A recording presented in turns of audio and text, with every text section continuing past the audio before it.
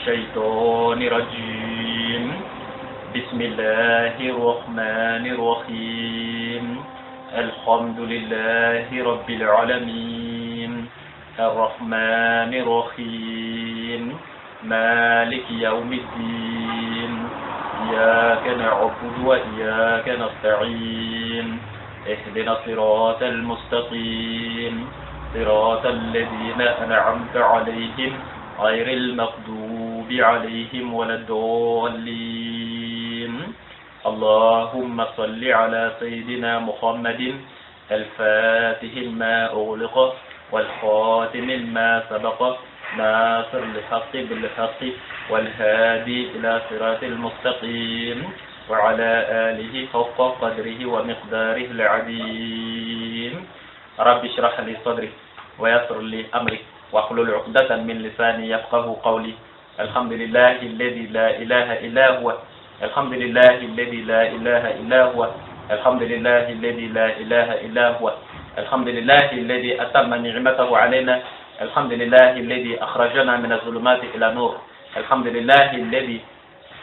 يولج الليل في نهار ويولج النهار في ليل الحمد لله الذي يخرج الحي من الميت ويخرج الميت من الحي الحمد لله الذي أرسل نبيه بدينه ليظهره على دين كلهم أجمعين ولو كره الكافرون والمشركون والمنافقون الحمد لله الذي رفع 7 سماوات فوق عباده بدون عماد الحمد لله الذي بدأ الخلق وسيعيده الحمد لله الذي يفعل ما يريد الحمد لله الذي لم يسعد أما يفعل نحمده ونستعينه ونستغفره ونتوب إليه ونتوكل عليه ولا نعبد إلا إياه ولا نستعين إلا إياه ولا نتوكل إلا عليه وإنما هو خير ناصر وعليه فليتوكل المؤمنون ثم نصلي ونسلم على من لا نبي بعده نصلي ونسلم على سيد الرسل وعلى خاتم النبيين وعلى أشرف المرسلين ثم نصلي ونسلم على أهله وأصحابه ومن تبعهم بإحسان إلى يوم الدين أما بعد ونعوذ بالله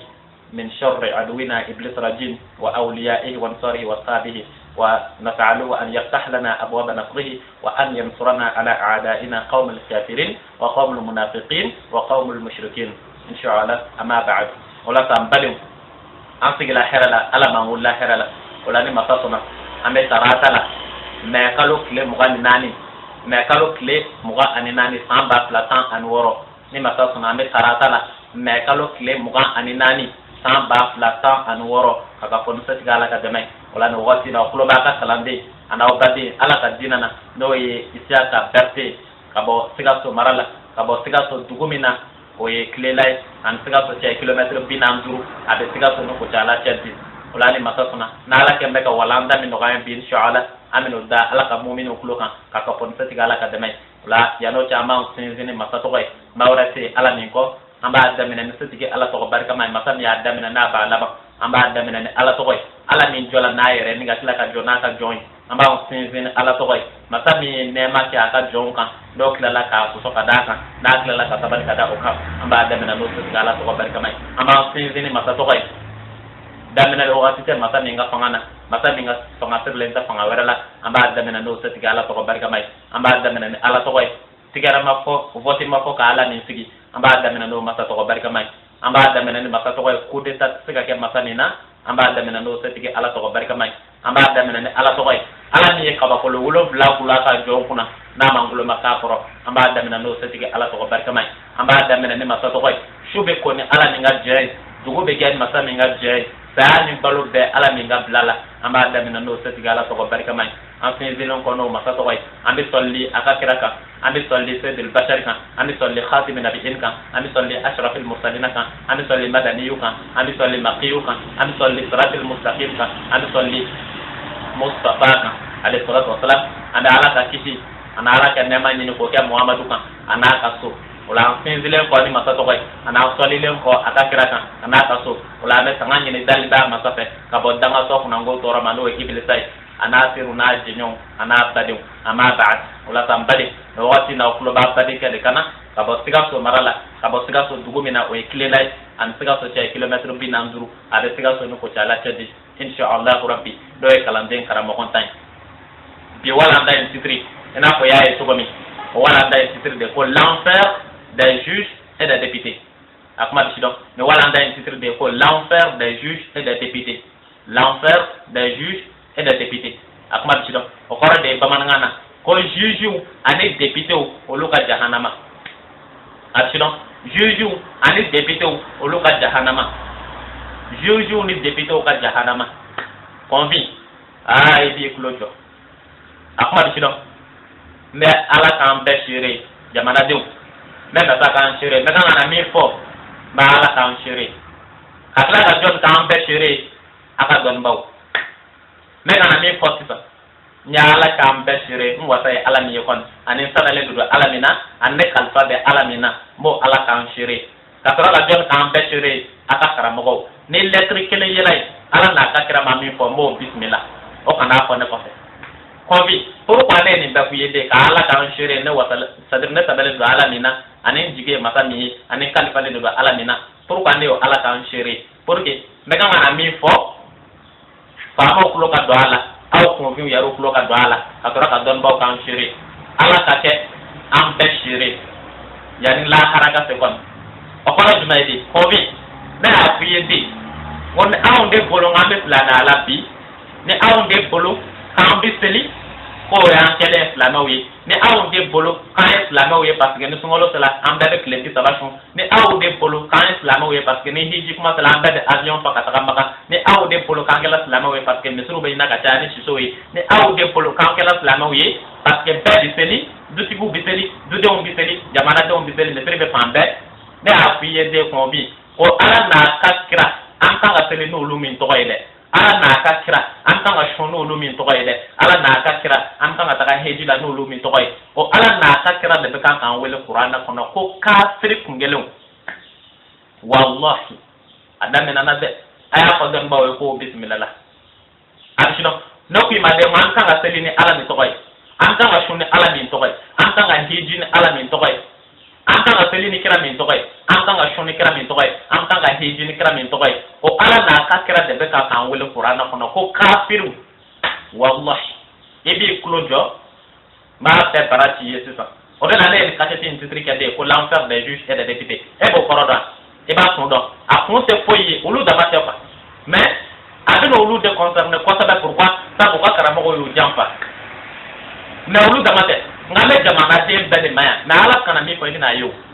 i bɛna dɔn in bi ko kabini ala ye mali dan k'a daminɛ depuis 1960 jusqu'à 2016 e bɛna dɔn in ko hali ala ka silamɛya ma tile kelen kɛ mali la fɔlɔ wallahi kɛlɛ t'a la dɛ convions n ye karamɔgɔw k'an seere e bɛna dɔn yan de ne bɛ taga tila yɔrɔ min e bɛna dɔn ko k'a daminɛ 1960 jusqu'à 2016 e bɛna dɔn in ko hali ala ka silamɛya ma seconde kelen kɛ mali la fɔlɔ e kana presse ne ma e bɛna ɲɛ dɔn wallahi i y'o ni yɔrɔ in faamu fɔlɔ k'a daminɛ depuis 1960 jusqu'à 2016 n ye 2016 d'i ma pourquoi parce que an bɛ 2016 de la i n'a dɔn o furancɛ kɔnɔ ala ka diinɛ ala ka silamɛya i n'a dɔn k'a ma kɛ mali la fɔlɔ wallahi hali seconde kelen kana ɲaga misiri ninnu na fɔlɔ dɛ ala de bɛ kan k'an wele kuranɛ kɔnɔ k'an kafiri wallahi k'an bɛɛ kafiri i ɲɛ bɛ mali la cogo min i ɲɛ bɛ mali la cogo min a dɔnnibaw a faamaw a karamɔgɔw a wajulikɛlaw a moriw a jamanadenw a dutigiw a n'a dudenw ala bɛ kan k'an bɛɛ wele kuranɛ kɔnɔ k'an bɛɛ kafiri wallahi conviens a balawu yɔrɔ bɛ kɛ yɔrɔ jumɛn ye de n'a sɔrɔ ni nkalon tu o de bɛ kɛ a mango tiɲɛ yɔrɔ ye walima o de bɛ kɛ a balawu yɔrɔ ye mais ni nkalon don ne y'a ka dɔnnibaw bisimila dɛ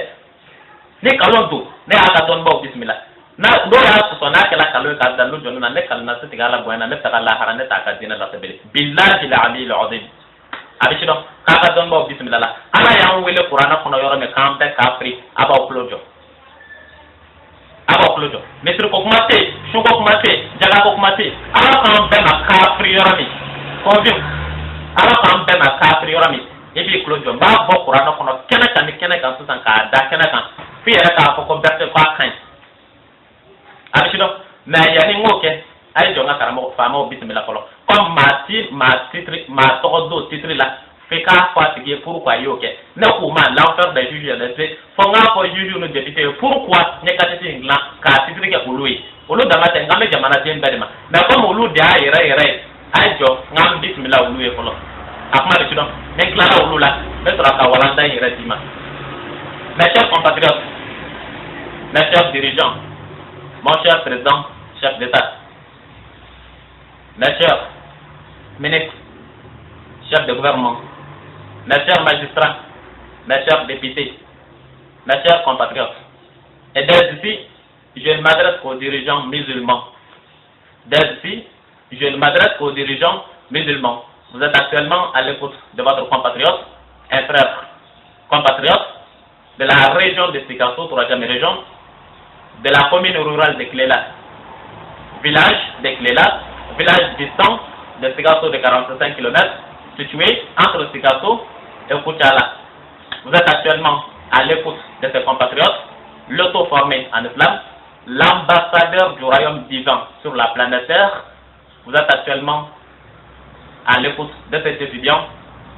ayant débuté ses études primaires de la première année en 9e année dans son village natal, Klela, ayant poursuivi ses études secondaires au lycée de Sikasso, lycée Monseigneur de Monclo Sikasso, le lycée public numéro 1 de Sikasso, étant sorti en tant que major de sa promotion du cycle secondaire, le lycée Monseigneur, étant sorti en tant que le premier de tous les lycées Monseigneur BAC 2012-2013, ayant poursuivi ses études, ayant obtenu son baccalauréat bien sûr avec mention, ayant poursuivi ses études supérieures au Maroc, étant également sorti en tant que major de sa promotion du cycle supérieur, licence fondamentale. Vous êtes actuellement à l'écoute de ces compatriotes. Mes chers compatriotes, mes chers dirigeants, et si bien sûr j'ai intitulé cette présente vidéo l'enfer des juges et des députés, et j'ai déjà précisé que je ne m'adresse aux dirigeants musulmans, ceux qui parmi eux qui ne sont pas musulmans, je ne m'adresse pas à ceci par respect à leur religion et vu la nature de notre État, un État laïque et non pas un État islamique. D'accord? Ceux qui parmi les dirigeants, ceux qui ne sont pas musulmans, ceux qui sont les chrétiens par exemple et d'autres convictions, je ne m'adresse pas à ceci. Je m'adresse aux dirigeants qui se sont appelés bien sûr des dirigeants musulmans. D'accord? Qui se sont appelés musulmans et je m'adresse à tous ceci. D'accord? Je m'adresse à eux en quoi disant? En disant que si eux se sont appelés bien sûr musulmans, si eux ils prient. D'accord? S'ils prient, vous par exemple les magistrats debout, magistrats de siège, et bien sûr les députés, vous les députés bien sûr, si vous priez, et les autres dirigeants bien sûr ne font pas d'exception. Si vous tous priez, vous devez savoir que le Seigneur au nom duquel vous priez, Dieu au nom duquel vous priez, le Coran au nom duquel vous priez, le prophète au nom duquel vous priez, c'est ce même Seigneur,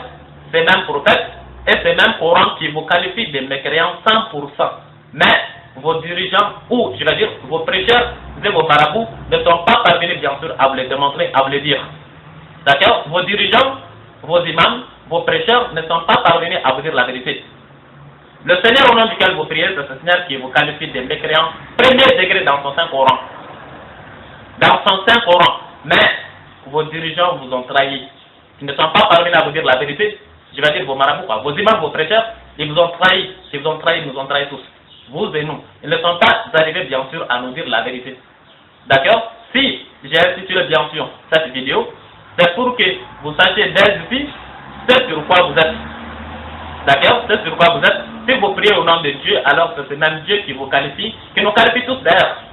qui nous qualifie tous des mécréants 100%.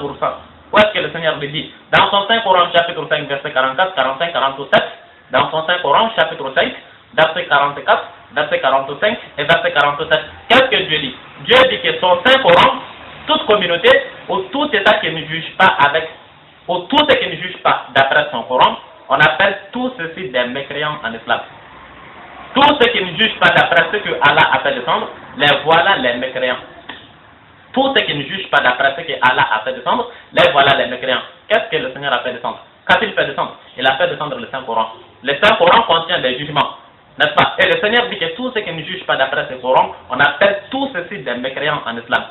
Que remarquez-vous ici? Vous remarquez ici que dans un État là où le jugement ne se fait pas avec le Coran, ou dans une communauté là où les musulmans bien sûr, les prétendus dire musulmans ne jugent pas d'après ce qu'Allah a fait descendre, le Seigneur dit que tous ceux qui ne jugent pas d'après ce que lui a fait descendre, on appelle tous ceci des mécréants. Alors que vous et nous sommes témoins de ce avec quoi nous jugeons aujourd'hui. Si c'est avec le Coran ou pas, vous le savez, je le sais. Nous tous le savons. Si c'est avec le Coran. Mais si ce n'est pas avec le Coran, alors que le Seigneur dit que tous ceux qui ne jugent pas d'après le Coran, les voilà les mécréants, au nom duquel Seigneur priez-vous encore. Au nom duquel Seigneur jeûnez-vous encore. Le Seigneur dit que tous ceux qui ne jugent pas d'après ce que lui il a fait descendre, c'est-à-dire le Coran, les voilà tous des mécréants. Vous et nous savons que nous ne jugeons pas d'après ce qu'Allah a fait descendre. Qui sommes-nous?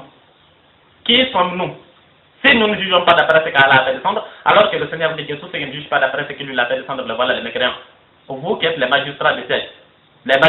vous ne jugez pas d'après ce qu'Allah a fait descendre. Et vous n'êtes même pas le seul. Si il faut juger, il faut qu'il y ait des lois. Et les lois sont votées par qui? Par les organes, comment on appelle ça? Les députés. C'est-à-dire que c'est tout un ensemble qui est appelé ici comme mécréant, qualifié de mécréant bien sûr par le Seigneur. Bref, c'est une introduction bien sûr, comme la cassette vous concernera, une partie bien sûr de la cassette vous concernera. Pourquoi? Puisque c'est vous qui êtes les organes principaux. D'accord? C'est vous qui êtes les organes principaux, c'est pourquoi j'ai jugé nécessaire de vous introduire en avance avant d'entamer l'exposé. D'accord? C'est pour vous dire que vos imams vous ont trahi ça fait longtemps. D'accord? Ils ont trahi, ils nous ont laissé arriver à un niveau là où nous restons toujours incapables de pouvoir nous récupérer. D'accord? Brefement parlant, ce n'est pas une vidéo bien sûr qui ne sera faite en langue française, mais en langue bambara. C'est une introduction bien sûr que je suis en train de faire, puisque si j'ai intitulé bien sûr la vidéo L'enfer des juges et il faut que je vous l'explique pourquoi je l'ai fait. Pourquoi j'ai choisi bien sûr ce titre, pourquoi je l'ai fait. Et je vous donne une explication. Et bien voilà l'explication. Comme quoi, ceux qui parmi vous qui s'appellent bien sûr musulmans, ça c'est d'après leur conception. Sinon d'après le Coran nous qualifie tous de mécréants. Si le jugement ne se fait pas d'après ce qu'Allah a fait descendre, vous le savez tous. Le jugement dans le Coran, vous le savez. Vous le savez. Dans le Coran par exemple, si l'on surprend un voleur, le voleur doit avoir sa main coupée en islam, tout le monde le sait. Et le Seigneur dit que dans un état là où les voleurs n'ont pas leur main coupée, on appelle tous les citoyens de ce stade de mécréants. Alors que vous ne jugez pas d'après ce qu'Allah a fait descendre. Quel genre de musulman êtes-vous encore? Quel genre de musulman? À moins que vous ne soyez des musulmans pour vous-même, non pas pour le Seigneur. Et non pas pour le Seigneur. Et si l'on prie, l'on doit savoir que ce n'est pas seulement la prière qui nous est prescrite, mais la prière est prescrite, bien sûr, est accompagnée de multitudes de prescriptions. Et s'il faut bien sûr accepter certaines prescriptions et bien sûr désobéir à Dieu parfois, ça c'est la manifestation de l'hypocrisie. D'accord? S'il faut prier, s'il faut jeûner, et ce que le Seigneur nous dit après, si nous ne faisons pas ceci, nous ne faisons que manifester notre hypocrisie. Sinon, s'il faut obéir, moi j'espère bien que si on ne peut pas obéir pour toujours au Seigneur, mieux vaut ne pas obéir, qu'obéir bien sûr partiellement. Ça n'a pas de sens. Ça c'est de l'hypocrisie ça. Si nous prions, alors c'est le même Seigneur qui nous demande de juger avec le Coran. Si nous ne jugeons pas d'après ce qu'Allah a fait descendre, le Seigneur nous dit que même si nous mourons au paradis, notre place, la destination c'est dans l'enfer pour une demeure éternelle. Bref, je vous laisse ici, pour que les autres prennent part, ceux qui ne sont pas en mesure bien sûr de comprendre la langue bambara, pour que ceux-ci en prennent part, je vais continuer en langue nationale. Négocier sans sur le reste. Voilà ça me dit. Et puis Claudio, il y a un appuyer ngo ala na kakra ba kan wele kafiru ngwe ni yora ni bi madamadi pour que ka pa ma bismillah o yoro jima de convi ya na da biteli du tigu biteli du de biteli jama'a de biteli o te tan metru ba fambe o te tan metru ba na ga ta ni susoyi o te tan ni so wala la ba de fun o te tan ni hiju kuma sala ta ga hiji o be ke ala ko ko hala ale nyese islam kele na aben bela tan ko hala ale nyese islam kele na mali be polo convi ala ta don bawe na chire sa kombu dil ala kama ko ni kalondo kana ko ne ko ala kama ko ala ko hala nyese hal islam kele na mali be polo wallahi sa fe kala mo be kan ka o de ni dukan ko ina tane ma don ala ko min do ko o de la ne bo bismillah de akay ça dit comment on appelle ça audience totale. Wallahi, audience totale. On a né karamo ko yobuka ka kwa kan islam ala bi ne ka ba ko ya ba de do ne ta don islam ani do kwa. Wallahi. Convi, ala bukan kan wala ka qur'ana kono kan be kafri. Hal limit, metru tede. Ko hal lan sala al qada kono kan to ta kan be kafri. Ante kuma tama da blanga ere di ma pourquoi? Ani yoro di ma ala kan be kafri. Ala ko qur'ana kono qur'ana quran jurunan aya binani nanina. Qur'ana quran juruna aya binani nanina. Qur'ana quran juruna aya binani duruna. Qur'ana quran juruna aya binani ani wolonflana. Amekanye Qur'ana quran juruna aya binani nanina. Qur'ana quran juruna aya binani woro binani duruna kwa. Qur'ana quran juruna ani aya binani wolonflana. Ala ko tuko dide. alako matako inna anzalna tawrata fiha hudan wa nur يحكم بها نبيون الذين اسلموا للذين هادوا وربانيون والاحبار بما استحفظوا من كتاب الله وكانوا عليه شهداء فلا تخشوا الناس واخشوني ولا تشتروا بآياتي ثمنا قليلا ومن لم يحكم بما انزل الله فأولئك هم الكافرون وكتبنا عليهم فيها أن النفس بالنفس والعين بالعين والأنف بالأنف والأذن بالأذن والسن بالسن والجروح قصاص فمن تصدق به فهو كفارة له ومن لم يحكم بما أنزل الله فأولئك هم الظالمون وليحكم أهل الإنجيل بما أنزل الله فيه ومن لم يحكم بما أنزل الله فأولئك هم الفاسقون. Kobi ebe klojo ba dima pièce détachée hal nyagamu kite kelente kala ni tanga biye iklojo me tandi ma san wallahi kobi ni tanga biye iklojo me tandi ma san ala ko to dite kobi ala ko qur'ana yoro bati concerne pas ma ko be yoro ndalla mo yoro ndi ma san felan na ni na ka de ma de me te san felan na ala ko ay kuma de me yoro me akode fala takshaw nasa wakshawni inna anzalna tawrata fiha hudan wa nur يحكم بها نبينا الذين اسلموا للذين هادوا وربانيون والاحبار بما استحفظوا من كتاب الله وكانوا عليه شهداء فلا تخشوا الناس واخشوني يبقى قردا انا كو هي مكو هي هذا مديو انا نصر مكو ني ايترا على علاني هي هذا مديو انا نصر مكو ني ده ايترا على علاني كومي ko ana tra mo gonya kana tra alanya kana tra famanya kana tra député nya kana tra juge nya kana tra avocat nya kana tra monsieur le maire nya kana tra monsieur le commissaire nya kana tra ministre nya kana tra foy benye kika tra alanya fala takhshawna tawakhshawni o mara koy du wala tashtaru bi ayati samanan qalila ko mara boy jato ale ala kuma kana de ana ale ala kuma kan ke zoroi ni ale ala kuma na chatri bola makuma masa de kuma na o mana ni ala kuma na kona ale ala mi ko ki jantala yo rafa mo o mana boy ikulo den sisa ikulo dane o mana boy wa man lam yahkum bima anzala Allah fa ulaika humul kafirun aha nana ko be yabela ala ko to dide ala ko ale qur'ana min jigi qur'ana ni mbambulo ni mo ko be kanga shunai qur'ana ni mbambulo ni mo ko be kanga selina kuma kan qur'ana ni mbambulo ni mo ko be kanga tisatu na kuma kan qur'ana mi bambolo ni mo ko kan ta hidina kuma kan ala ko qur'ana kono ko kiti u de bo qur'ana kono ne zo minana me ka ke o zo na o bo qur'ana kono ne jana kala minana mi ma furu ke kolo me nga ke o jana kala la o bo qur'ana kono ne jana kala minana mi furu ke me nga ke o jana kala la o be qur'ana kono ne furu ka ke to mi o kiti be qur'ana kono ne furu ka sa to mi o kiti be qur'ana kono ne ka nga tiens klan to mi tiens klan ne kiti be qur'ana kono yakli sigat ala ko to dide ala ko qur'ana kitu de o qur'ana inde ne jamana o jamana ma juge no qur'ana ne jamana o jamana ma kiti no qur'ana ne jamana o jamana ka kitu tike no qur'ana ala ko ka bi fo jamana den bel ma ko kafiru abanata aka don bawe ne shere de aka don bawe ne shere ala ko ko bi ka ta kambele ale qur'ana min jigi kitu de bo qur'ana kono ni jamana o jamana ma jujo no qur'ana ade kwa jamana den ben ma kafiru sel ko kuma te shugo kuma te daga ko kuma te hidi ko kuma te har no be sala ko tento sujud la tanke qur'ana ma jujuma ke ka de kwa jamana den ben ma kafiru wallahi na kala kalo na sala la haran sala ka dina la tabele wallahi ibo qur'ana ko bi naka ba ko ba de di ma folo adonde folo ko ala ko ni mo ko munu ma juje na ale ka qur'ana ado ko jamana den ben ma kafiru ala ko ja ka don ba wene shiri yo rafa ma qur'ana iba qur'ana don kan qur'ana kono kitu debe am ko do ma jugement iba don me ko sharia ko ya ala ka kitu de arjino de zo me na ala ka dina na ala ko ka boloke de ma ye jena ka ala ka dina na ka to ma furka ala ko ka ge ke mabuila de ma ye jena ka to e furka ala ko ki do dinga kono ka faraka ki bon fo ki fa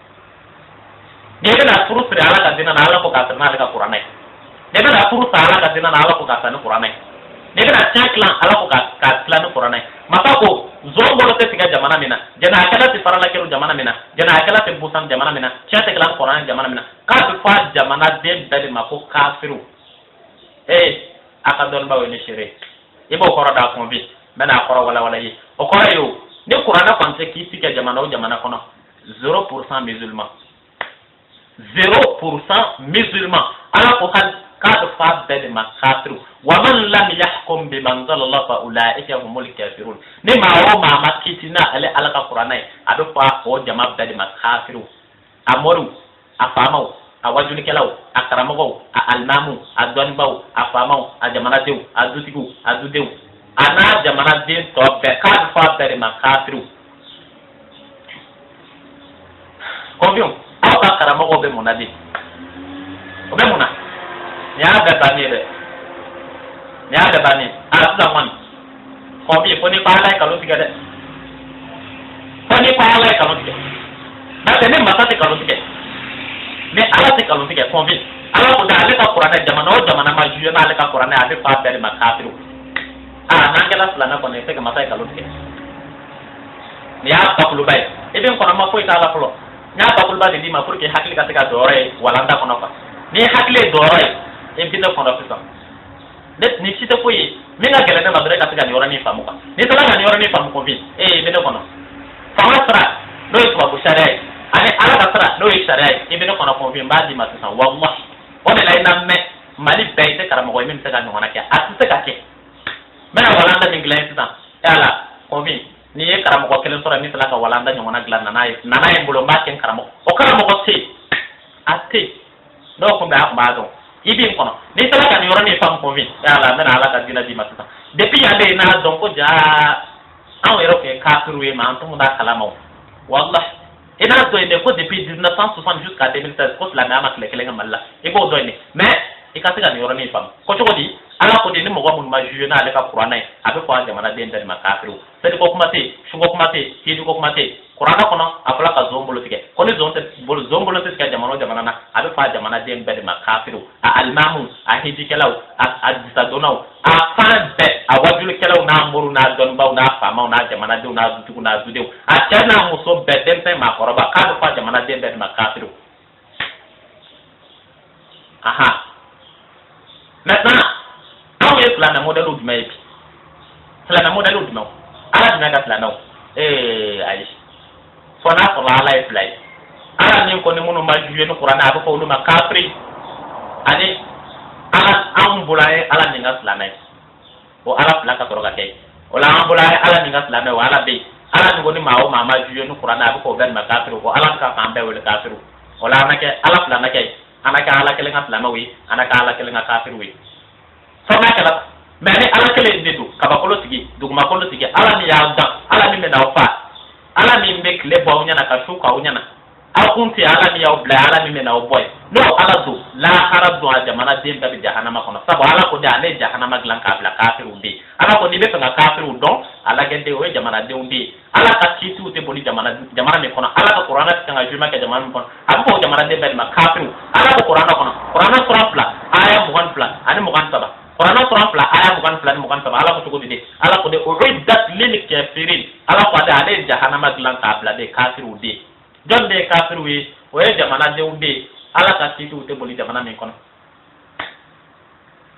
convient aka karama wo yo jam pade neni eni yo neni e chayo aw ka seli plana de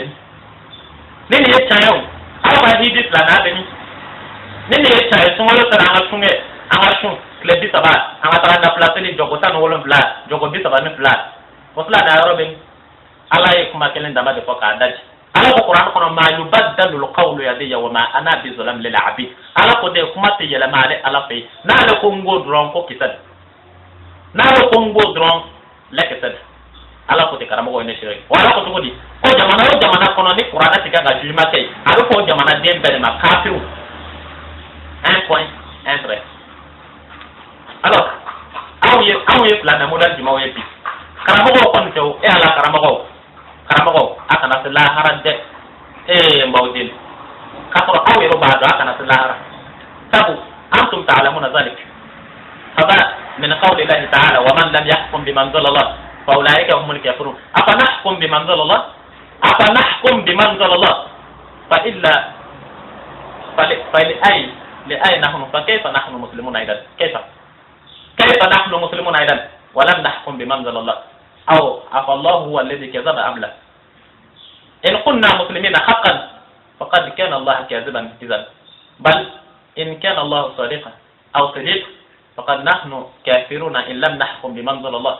وأنتم تعلمون ذلك. أيضا بدي إبي كلوجو dalu min ba ire la kama jenu qur'ana yo don kenaka sabala ko qur'ana ko naka zo mbolo tiga ere nte kilo do e chamente boro falen don do bije ote ne ala ko de ne munu ma jenu qur'ana abi ko lu de makafiru ibi klojo sisa dalu munu be munu ba ire kama jenu qur'ana mi no lu de di masisa anchido ya no ye baran do sana ye mesure don kon o mesure di mai qur'ana fle jamana fle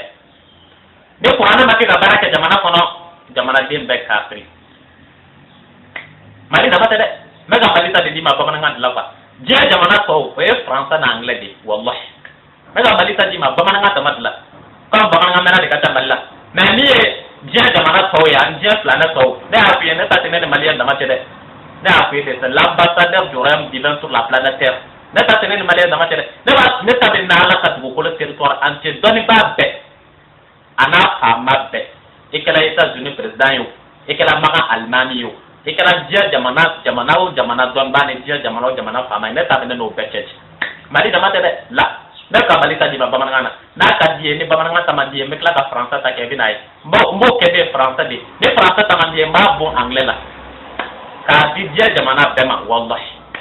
atame na don akma bi sino ko bi da lu di ma de be mi ba ire la fama di no qur'an e be clojo pour que a don kenaka kama jenu qur'ana medo fanga wo kono sisa famo ka sara kan mi be o de tanga kepa na ala ka sara kan sharia ko ti na me famo ta o kembe ka to wo mi kono le ma sama ka bo ka da kana kan sa wallahi tabu hanni ema zo bolo tiga to kana kan na ita don o be muna wo kono e won ba do zo bolo tiga ke na o ka mo ke wo kono e to do ne me no de bo wo kono ko di ma kana kan sisa o jume pour que kayire la kwa nga juma ken qur'ana mena qur'ana kitu de dima kana ne nya ala qur'ana kitu dima o men te kana kebele me famo ka kitu faraka ne nya ala ta dima me famo ta faraka ne nya ala ta dima me famo ta faraka wala do kima de karamo ko te kana wala da model lam ta konbi atisi ne nya ala ta dima dro me famo ta faraka étude une comparaison juridico-religieuse. Une comparaison juridico-religieuse. Droit, c'est-à-dire planéa droit, religion droit, dîner droit. Bah, la pepper non ka opposé 600. Kovi, ya donc on a la connaît mon majeur na ka Qur'an a ko de makafiru. Ala kan ha wele kafiru de. Dalu jima de mi maira ka majeur no Qur'an. Ala ko Qur'an durnan aya fi saban shekna. Qur'an durna ane aya fi saban shekna. Ala ko to de. ala ko de wasariqu taqta'u aydiyahuma jaza'an bima kasaba nakana min Allah wallahu azizun hakim. wasariqu taqta'u aydiyahuma jaza'an bima kasaba nakana min Allah wallahu azizun hakim. Ibo koroda ala ko Qur'an suram duruna aya fi saban shekna zol chama zo musoma ayu mine ako bolo tigale ala kadinana zo chama zo musoma ayu bolo digale ala kadina Quran zuruna aya bi tabani shegina ko zo chama zo musoma ayu flat de bolo tike na yi zo chama mina shanina na yi mo mina shanina flame ala kadina na aya bolo tike na yi mo musoma mina shanina ala kadina na aya bolo tike wallahu azizun hakim ko au ka ala kotin ala mi yaw dan ko ala kotin au kunte ala mi yaw ke ko ala kotin ala mi na ufa ka udo jahannama na arjana kono ko ala kotin ala mi be shuka au nyana ko ala kotin ala mi be dugu ga au nyana ko ala kotin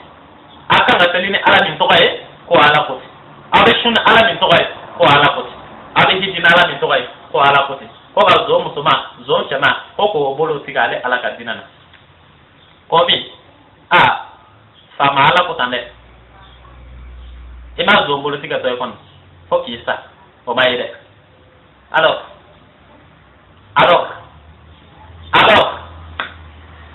ima zo bolo tiga to ala ko ni munu ma joni qur'ana ko lu makatu ala ko ka zombolo tige ya ma zombolo tige doy an ko yi an to ko yi na al di karamo ko kan ka aw faga sungolo sela ay na qur'ana kalam be na pla selbe na pla jogo tan wolomla na pla me jogo tan wolomla ala jon bla na pla jogo tan wolomla ko la ala jon bla hijila ko ala jon bla shuna ay jon bla selila ala ko de zon chaman zo musuma mena na ayu bolo tige na ayu bolo tige tuma mena adu to ka tel na ma to ka zon chaman zo musuma bolo tige do o tuma na ka tel to ige date ni ma so ala ta do ma ke na kla ka sala ala ta do ma ala to ni o ke ki na tige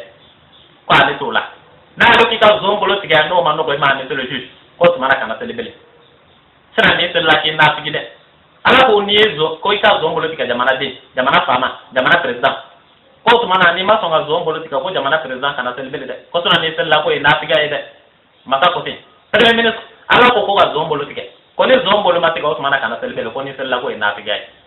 abi shido ministre to député avocat ani a jamana fama be ala ko ka zo politika ko ni zo bolo matika ko jamana fama mi be ko no tigi sella ko tigi na figa de ne ma ko de ala ko qur'ana nani na aya kemen binan ni flana ani aya kemen binan ni sabana ani aya kemen binan durna ala ko de muzabizabina baina zalika la ilaha illa wa la ilaha illa wa man yudlil falan tajid lahu sabil ala ko de ni be nga nafigi don to do rew to ma dola de ala tama o ma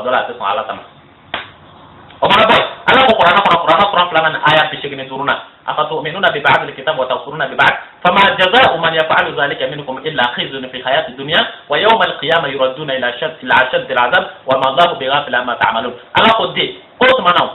ni mo mi sona ale ala kuma kan do maw ka kla ka ba ale ala kuma kan wala maw ko tigi saray jumaye ni ale ala mi maru jena ka sara ke bla ka la ra jahannama kono bana ko pla aya bi shegini duruna ko bi ne zo tay apa di sini? Dia zona ko bi. Ala ko, ale ka dinana. Ko ni sallam na shwani na. Atama na musoma ko bolo tige. Ka zo chama bolo tige ka zo musoma bolo tige. Wala de le juge. Ko bi ti danga fama ota di ma flo. Ni yo ota di ma. Ma ko mina ko fa juge metro ko data. Ni ala tay. والسارق والسارقة فاقطعوا أيديهما جزاء بما كسبا نكالا من الله والله عزيز حكيم فما ترى كان وجمع ني على شريعة تبا بو شريعة جمع دي وي فامو تاي أشلو فامو تلا على تا وبدأ غافي كده منو أكو دي ما قرآن وي قرآن ما فامو تا وغافو كلاك لالي دي دو غافي دو بي وي نيانغاتا وتاي gafe do be o furu tay gafe do be o jako tay gafe do be o sanat uluna ni mona o ya kla pa ni sanat tay ni gafe ni furu tay at furu ni furu sa ani sami be boli c'est-à-dire duka ni o tay ni nyangata tay na ala ta o qur'ana de bakul bakli a bebo qur'ana de konay nyangata ta ba konay furu ta ba konay furu ta ba a bebo de konay mais pa ma tra no sharia adobe o nyangata tay adobe o furu tay furu ni furu tri c'est-à-dire furu tri ni furu sa adobe o tawara we ko ya klak mena ni di mas da o nyangata ta de sabu qur'ana nyangata ta nyu de di mas o ne ka zombolo tige mais o luka nyangata gafe kono no code pénal article 196 code pénal malien article 196 article 197 article 198 article 199 article 200 article 201 202 203 Code pénal malien, la version que j'ai. D'accord, si bien sûr ça a été modifié ou pas, mais la version que j'ai bien sûr, il faut préciser la version. La version que j'ai, c'est article 100, c'est-à-dire, bon, c'est environ, je ne sais pas l'année, mais la version que j'ai, le vol est régi bien sûr, débutant par l'article 196. D'accord, le vol est traité, la question du vol est traitée bien sûr, débutant par l'article 196, définition du vol, et vol spécifié. D'accord, vol spécifié, article 197, 198, 199, 200, et maintenant vol d'une manière générale, article 201, 202, 203, code pénal malien. Article 185, 196, définition du vol. Quiconque a soustrait frauduleusement une chose qui ne lui appartient pas est coupable de vol. Article 196, code pénal malien. Quiconque a soustrait frauduleusement la chose qui ne lui appartient pas est coupable de vol. Article 197, ça c'est vol qualifié. Article 197, 198, 199, 200, débutant par article 201 maintenant, le vol d'une manière générale. Article 201, code pénal malien. Tous les autres vols non spécifiés dans la présente section, les larcins, les filouteries, ainsi que les tentatives de ces mêmes délits, seront punis d'un emprisonnement allant d'un an à 5 ans et pourront l'être également d'une amende de 180 000 à 1 800 000 francs. Tous les autres vols non spécifiés dans la présente section, tels que les larcins et les filouteries, ainsi que les tentatives de ces mêmes délits, seront punis d'un emprisonnement allant d'un an à 5 ans et pourront même l'être d'une amende de 180 000 à 1 800 000 francs. Quand il dit Claude Jamba, il m'a dit 600, 600, 600. Au cas où il m'a dit, quoi dit qu'on a? Code pénal malien. Alors qu'on dit au Coran, on a wasariq wasariq faqta'u aydiyahuma jaza'an bima kasaba nakana min Allah wallahu azizun hakim. Zon chama, zon musuma, koko bolo tike. O ya ala fama kuma kan. Aw ka fama ko cogo didde, olu ko ka kodi kono. Zon chama, zon musuma, ni mina na taka kaso de la. O kaso, o ba ta na de sankele kata bla sanzuru. Adiba na de sankele kata bla sanzuru. Wa, ni ma di de sega aman fana fara de. O aman de ka da na 180 000, 1 800 000 francs. Wa bi sabana woro kata bla million kelen wa ke man wa bi woro. Zo ni mina na zo chama zo musoma ko ni mina na taka kaso de la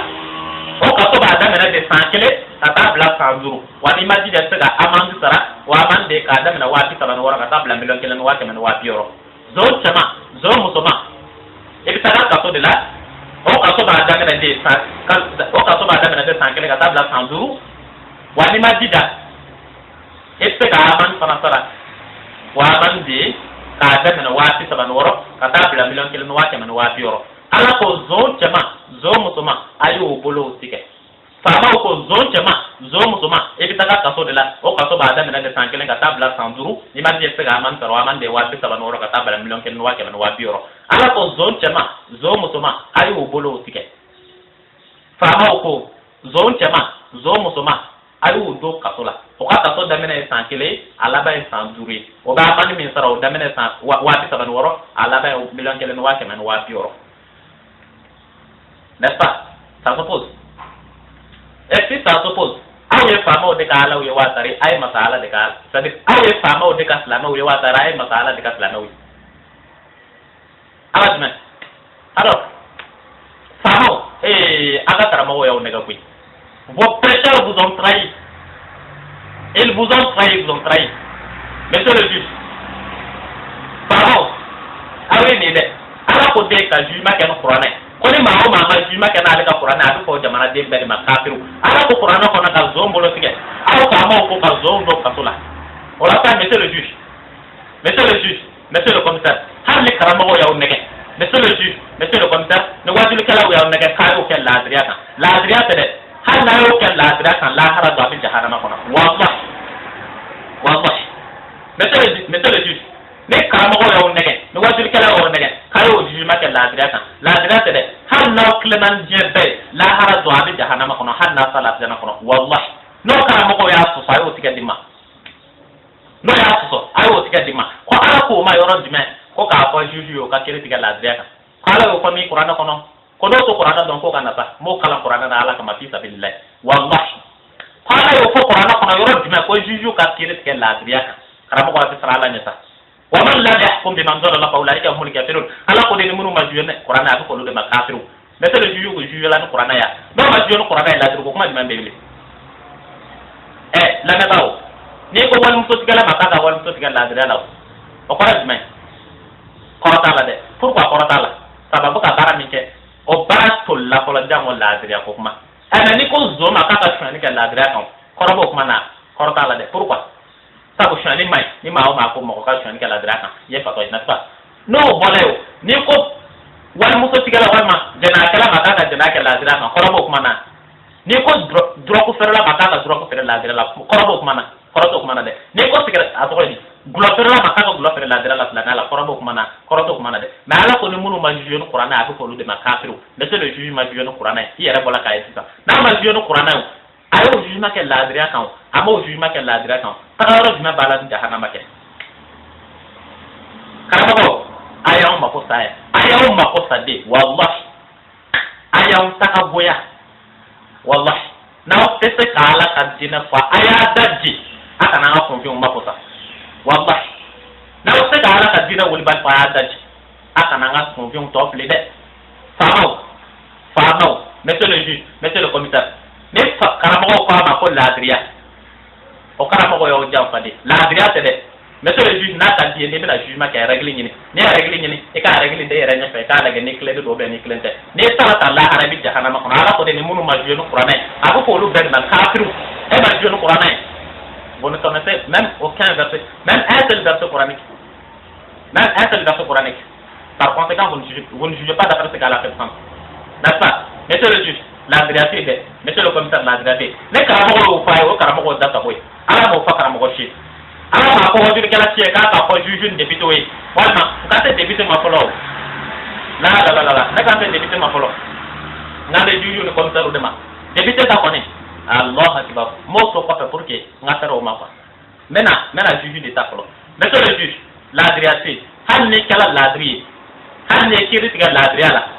la dria ko kuma te ne o de fiye e mo fa zo de na ni ko ka ta shani ka la dria kan ko ko kuma na wa ka ko sigara ato di glofere ma ka ko la dria kan ko kuma na ka ko wala muso sigala ka wala muso sigala dria la ko kuma na wa ana ala ko de ne munu ma juge ne qur'ana a ko bed ma kafiru mais c'est le juge e ma juge ne qur'ana e ka la dria ro be mbele karamo ko ba don ko o ya o jam fa de o be kan ka o ne ke de wallahi mais na e karamo ko mi so to mbaw dil ala kama fa yo karamo ko tiga dimma wallahi ayo tiga dimma na to ala ke ka fu yo rami ko ka fa yo ka kiri tiga la dra ko ka aya ke dimma o aya te de alors aw bi me jamana do fili pour kwati karamo ko ay sara la nyede ay sara ala nya taqullaha ko bi ni ya ta wul bal bile mani ire bola kai na ta karamo ko tan ba ko tan karamo ko dra man bile ko tan karamo ko zan kai ko tan ala hakili di ma de me ka di il fait ko de ke mais il te plaît chama de convi de ko me plaît chama ala ko fi jel ala ba do de chama do be ba ma do la bi jel na ta ala ko ya do ke ko te chama ala ko fi jel chama wuli bali ko le plani ala ba le ka qur'an ko no kitu de ba ko no nyo kitu do di ma me na so di ma no e ka zo mbolo te gai ko ni jamana o jamana na o te juju no yi abu pa jamana de ba makatru aya aka fa ma una ka karamo o yo bla ala ya wele kafiru de ata wule ka jo aka fa ma ana ka karamo aya o baga ka ala bla ka wele kafiru de ne ko ne kila tilai arshino ne dane ngala tawma ne min ga dayo ko fe o de do de me ka taw nye jo ala la ra ka punta don wa rusulun مبشرين ومنذرين لئلا يكون للناس على الله حجة بعد الرسل وكان الله عزيزا حكيما انا قران ناني ايه كمان بيورا دي دورنا ko ale ala ti fa bada jon kata janjo ale ala la lahara ko ale ti son ale ala ko jo aw jon to kata janjo ale ala la ko be ko ko bada pour que ata ti lahara avant ata ti lahara ala ko dia le be jidade pour que ka kadina be wuli bal wuli mogo bla ka le kraw chawma ka mogo chawma pour que o ka ale ala kadina fesa ka daw ma pa aw yere kai fo ka tando maintenant ko na tando tout ça la harana la pa ba daw ka pa la mo ta dondron o ba tro o ta kala ka dake ala ko ka le wa ka ko ke tandi ale to sa pa da ka la hara ka to ale ma kadina wara wi fa le ka mogo de di munu ba akadina wuli bal ke kana ka diki tadi blado no kala ala na te mina ko la lahara combien ya ide a wuli ban de ko yini ni ale selila apokala kan kan wele kafiru ni de turu kulota Allah akbar sharala apokala kan kan wele kafiru parce que ante kan ajunu qur'ana ni gauche la ka wili sun ko la dron fa ko la ngan bidu suna ko ala kon be kan kan wele bi kafiru ni lo na duida ya na ta se kono ako ala kan wele bi kafiru wallahi ashido hanni ko sogola dama afala kan wele kafiru ashido ni ko ni ma ko ita na to afira kono ki ala kan kan pe wala kafiru bi wallahi ibe suguri to bi law adon kala kan kan wala kafiru ibe suntiga law adon kala kan kan wala kafiru ibe hiji ibe adia kono kata kan magaw ala kan kan be wala kafiru pourquoi parce que jugement tiga ka na ga qur'an ala ko ka zombolo tiga ngatiga ala ko de jamana o jamana kono ne ale ka qur'an tiga nga barake al ko jamana de be ma kafiru agelala de ya agelala wala mu ya agela wa ka karamo na ka fama ude mu ya agela di sababu yi wa ka karamo ana ka fama ude ulo de aw fakat wallahi o ye nyongo mena di ka nyongo monto fama ulu ma kuma tia ulu ta don kuma dola karamo ko bismillah be kun o ye fama o mena don ka singa ala kala wa ate uli bal pe ne ta ko bi de jugement pour la demain o ye zone jugement o ye suane jugement ala ko ni zone kele mena na ko ka politique aw ka fama ko ka zone do ka sola wala de le juge la haram do ko ni bi na dande la haram do bi jahannama ko e ala fo ni tagato la haram bi ka janab le ka katanga ko no kataga mai wallahi yani ka la ha ibi ka janab la katanga ko no kataga mai mais c'est ala ka jana e ala non ni nya na ko do ni nya na ko de len sala ka bom bisel wo fe do mi de et monsieur le juge allez monsieur le commissaire et la seka do ala ka jana ko no mais ni nya na ko do len saka bom bisel wo fe et la jana ti haram mutlaqan la riyata de na ka ti illa adra min tiya be la ara jahannama de be ni commissaire kon c'est le commissaire wa da mato ani jamana top jamana de be do ka mais comme aw de c'est vous qui êtes bien sur les organes principaux aw bi ayera yera we quoi convi mais bon zone ta na ala ka kiti wala dima ala ka kiti wala we dima ti ami ta ka jena kala fe ala ko to dide ala ko de cheoche ala ko qur'ana sura mugani nan aya sabana qur'ana sura mugani nani na ani aya sabana ala ko to dide ala ko de azani وزانية وزاني فاجلدوا كل واحد منهما 100 جلدة فلا تعخذكم بهما رأفة في دين الله إن كنتم تؤمنون بالله واليوم الآخر وليشهد عذابهما طائفة من المؤمنين الزانية وزاني فاجلدوا كل واحد منهما 100 جلدة فلا تعخذكم بهما رأفة في دين الله إن كنتم تؤمنون بالله واليوم الآخر وليشهد عذابهما طائفة من المؤمنين إبو قردان ibi hakili sigi ma koro fiye sisa ala ko to dide ala ko jara kala kema jara kala musoma mono ma furu ke kolo na yo mine ay ge kema bula ako bla jara kala musoma jara kala kema mono ma furu ke kolo na yo mine ay ge kema bula ako bla sarage jara kala musoma jara kala kema mono ma furu ke kolo na yo mine ay ge kema bula sarage ako bla akma silo ibo korodo o ko he enya de to ba mun na sella mi siro kona ka kla ko ka du fa na ma de una de enya de to ba mun na mi siro kona ka kla ko denga wo dem so bla ko ka du juga ni bare jana fe ala ko mi siro kona to ba ne denga ani dem so do ma furu ke ko la no e jana ke ko ka tada ge nya ke ma bula ko bla ko ni to ba ma so ma e ka le ka mi siro e singa na do akona ka kris ale bi dilala kama kwa ni maseka na o maseka ntaw dinga na o dem sola ka le ka misri aka kwe ne ma fodde ala do ko qur'ana sura kono to nan aya kan wornan tan wolo blana ko aw ye ala plati budi pourquoi tabu aba ala la bato kakla ka ala so aba ala so rami aba ala wara de la bato ala wara de la bato o to mana paye ala plati bu ko ala bawge ngaba misri kono don ba ben ne shiri ma kana lil mushrikina an ya'muru masajid allah shahidin ala anfusihim bil kufri ala ko de na le tanda ko yeni maso ma ko kana se misir ko na bele ko ya ba sharia ira ba kuna ko ale bla bara de le maso ana ko o son bali bi kono e son bali e maso ala mi na to wala ba to goti ati sabat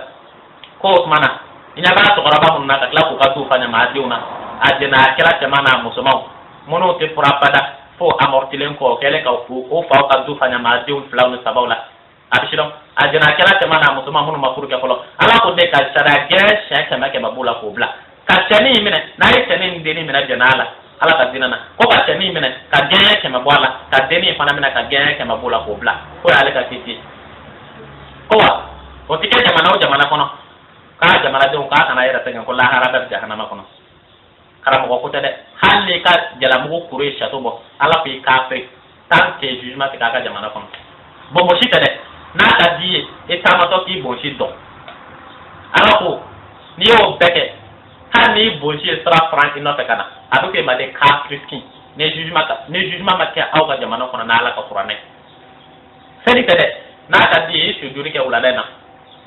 n'i ye sujudi kɛ wulada in na i k'a to fo saya mɛlɛkɛ k'i sɔrɔ yen i tɛ n turulen i bɛ wuli jahanama kɔnɔ di hiji tɛ dɛ taga yɛlɛma arijana kɔnɔ i ka to ka seli sun tɛ dɛ n'a ka di ye i sun k'i ja fo k'i kɛ nɛgɛberenin ye arsidɔ n'i yɛrɛ kɛ nɛgɛberenin ye ala ko de ne mɛlɛkɛ mawutu ye min tigɛ i k'a furulama de bɛ sa san pourquoi sabu kuranɛ ma kɛ ka jugement k'aw ka jamana kɔnɔ aw bɛ diɲɛ de don kana fɔ k'e sen t'a la dɛ i sen b'a la yɔrɔ min bɛ n'o de d'i ma kɔfɛ ne de bɛ kan k'a fɔ i ye ne b'a ɲɛdɔn kojugu wallahi sabu ne y'a kalan fila bɛɛ de kɛ quoi o de la ni ne k'i ma n ko faama tɛ se k'a sɔsɔ ne k'i ma n ko karamɔgɔ tɛ se k'a sɔsɔ sabu ne y'a fila bɛɛ de kɛ et puis je suis sorti major de ma formation n tɔɲɔgɔnw cɛ la n tɔɲɔgɔn bɛ ne dɔn wallahi a ekɔlidenw bɛ ne dɔn kojugu kɔbi ekɔlidenw bɛ ne dɔn sa o bɛ ne dɔn ne y'a f'i ye ne bɔra lycée min na ne de y'a lycée bɛɛ premier lycée Monseigneur bac 2012 2013 Sikaso dugu kɔnɔna bɛɛ ne de ye deuxième ye lycée Monseigneur o de la ne taara jamana kɔ kan de ka taga n ka kalan kɛ n ye kalan min kɛ Maroc don ni n k'i ma Maroc arabukan tɛ dɛ la n ye tubabukan de kɛ o droit de quoi o ye tubabu sariya ye maintenant ala ka sariya ala yɛrɛ de ye ne dege a ka sariya la karamɔgɔ kelen ma taama Maroc min ye ne kalan ala ka sariya la tile kelen n'o bɛ yen ala k'o dɔnni bɔ n na pele wallahi o tɛ yen ne y'a f'i ye de ne nana jamana kɔ kan de tubabu kalan de la tubabu kalan hali arabukan kisɛ kelen t'a la tubabukan ne bɛ kan ka droit min d'i ma wala ne nana o de kalan na n ye droit de kalan ye arsidɔ mais ala ka diinɛ ala yɛrɛ de ye ne dege a ka sariyaw la wallahi maa ma ne kalan kuranɛ na seconde kelen o maa se maa ma ne kalan ala ka diinɛ kiti la seconde kelen o maa se ne kan ka min f'i ye tan dɛ kɛ ala y'an bɛɛ seere quoi ne m'a kalan karamɔgɔ fɛ ala yɛrɛ de y'a kɛ ne na o y'a bɛɛ fɔli ye o la confié ne b'a fila bɛɛ dɔn kojugu y'a dɔn ala ye kalan min na ani i yɛrɛ bɔla min na major imagine ala ye kalan min na ani i yɛrɛ bɔla min na major de ta promo est-ce sɔrɔ jumɛn b'o la de faama tɛ se k'i sɔsɔ sabu i bɔla o ka domaine na en tant que major ala ta kɔni tɛ ala ye kalan o la ka ban karamɔgɔ jɔ yɛrɛ jumɛn b'o la bilen confié a bɛɛ wulibali fili ye o de la ne k'i ma n ko karamɔgɔ tɛ se ka taama ka jamana kɔnɔ min b'a sɔsɔ o karamɔgɔ tɛ yen confié nin y'a bɛɛ wulibali dilen ma nin ye ko jɛnɛkɛla cɛman jɛnɛkɛla musoman ka gɛn kɛmɛ b'u la k'o bila o ye ala kan ye dɛ ko a k'o tɛ kɛ jamana o jamana na a bɛ fɔ a jamanaden bɛɛ ma kafiru a ma ban alors sisan kɔni fana an yɛrɛ lafiya ko fila de bɛ yen soit an k'an yɛrɛ lafiya an kana selibeli ou bien ala ka kiitiw bɛ se ka boli jamana kɔnɔ cogo min o ka kɛ bɛɛ hamina ko ye n'o ka kɛ dun aya daba an k'an yɛrɛ lafiya an kana ala bato bilen sabu fu de don koyi sabu ala mako tɛ kafiri ka baara la sa arsidɔ n'o ka kɛ dun bɛɛ hamina ko ka kɛ ala ka kuranɛ bɛ se ka taa jamana kɔnɔ cogo di ni ala y'o dɔn i la ne y'a dɔn ne bɛ kan ka min f'i ye tan ne y'a f'i ye ne ye cantigi dɛ hali ni can minɛ na ne t'a dogo o ye jumɛn ye de hali na ala y'an bɛɛ wele kafiru ne kɔni b'a dɔn personnellement ni hakilina ye min ye ala b'i minɛ ni hakilina de ala b'i minɛ ni hakilina de arsidɔ n'i sɔnna de ala kan b'i ma mais n'i ko ne ma sɔn ala kan t'i ma dɛ o exception damadamaniw de bɛ yen minnu bɛ yen ala ka kiiti ka d'u ye mais moyen ba t'u bolo se ka ala ka kiiti sigi cogo min quoi ala kan t'olu ma ne b'o wɔɔrɔw dɔn sa ne b'o wo dɔn kojugu arsidɔ ala kan t'olu ma ala kan bɛ jɔnw de ma anw nɔ tɛ an yɛrɛ fantanw de an tɛ faamaw ye an yɛrɛ ou bien pays laïque do mali tɛ silamɛ jamana in na ala kan bɔ olu de ye kafiri kun kelenw ye wallahi pays laïque fa wulila n'i ko pays laïque e t'a kɔrɔ dɔn dɛ arsidɔ n'i ye karamɔgɔ dɔ ta ka kuma f'u ye ni y'a f'u ye ko ala ka kiiti ka taa jamana kɔnɔ o bɛ mun fɔ de mali tɛ silamɛ jamana ye mali ye pays laïque de ye mali ye pays laïque de ye e kunkolo wulila di pays laïque kɔrɔ ye di pays laïque kɔrɔ ye di un état laïque qu'est-ce qui signifie un état laïque pays laïque kɔrɔ de ye ko silamɛw ta bɛ kɛ jamana min kɔnɔ chrétiens ta bɛ kɛ yen bolosɔnnaw ta bɛ kɛ yen maa o maa bɛ yen k'i b'o jamana kɔnɔ k'e ta bɛ se ka kɛ o jamana kɔnɔ un état laïque un état là où toute la religion peut être exercée d'accord c'est ce qui signifie un état laïque mais a karamɔgɔ sɔrɔ la yen convient a bamakɔ kelen-kelen in kɔnɔ yen karamɔgɔ sɔrɔ la yen mono bella ka karamo ke me duru wele kay ba ma ko kele gele na sey sede karamo ke me duru o wele ka ku ede ko ala ko ni mono ma jamakulu ma jwe qur'ana ka ko jamakulu dal ma kafiru akaramo ko soro en 91 92 93 ashiro o karamo ko ke me duru almam ke me duru wele ka ku e ko ala ko ni ma jamakulu ma jwe qur'ana ka ko lu dal ma kafiru o ma ke me bi na karamo do nyinga la journaliste o karamo do nyinga nor ko kelen fenga na o nyinga ko ala ka qur'ana ka tawa kabla o ko na ko on vit avec les chrétiens ko le mali kon l'islam il y a 1400 1000 et quelques années ou bien dado absolu ko on vit avec les chrétiens quoi ka to karamo de ba ma ko almam ke me duru wele kay sey de ka ko ala ko qur'ana mata jamana sadi ni qur'ana mata jamana de fa ka fa jamana de men ma kafiru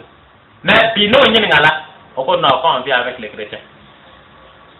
karamo ala ya kunu yede ala ya kunu yi ala ya kunu yi aw be mena de ala nyabala ay to aw be nyina ala tin nyina ay sabali ka pura karamo do kuma kan la ba to jamana kono no ko mi jamana do mi soma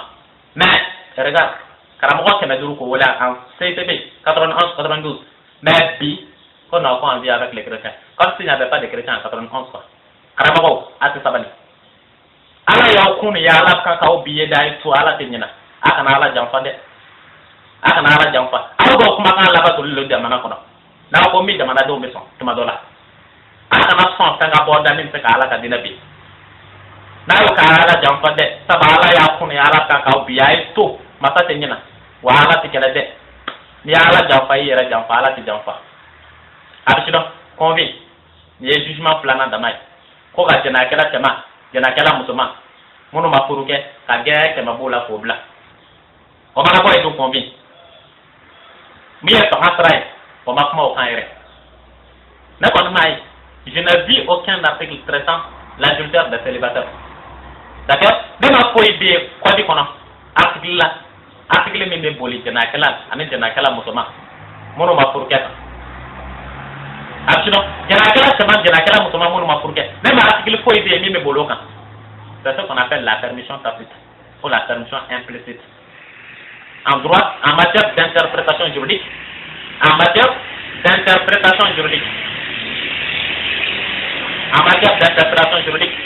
si l'on fait ceci, ça veut dire que si la chose n'a pas été prévue, interdite,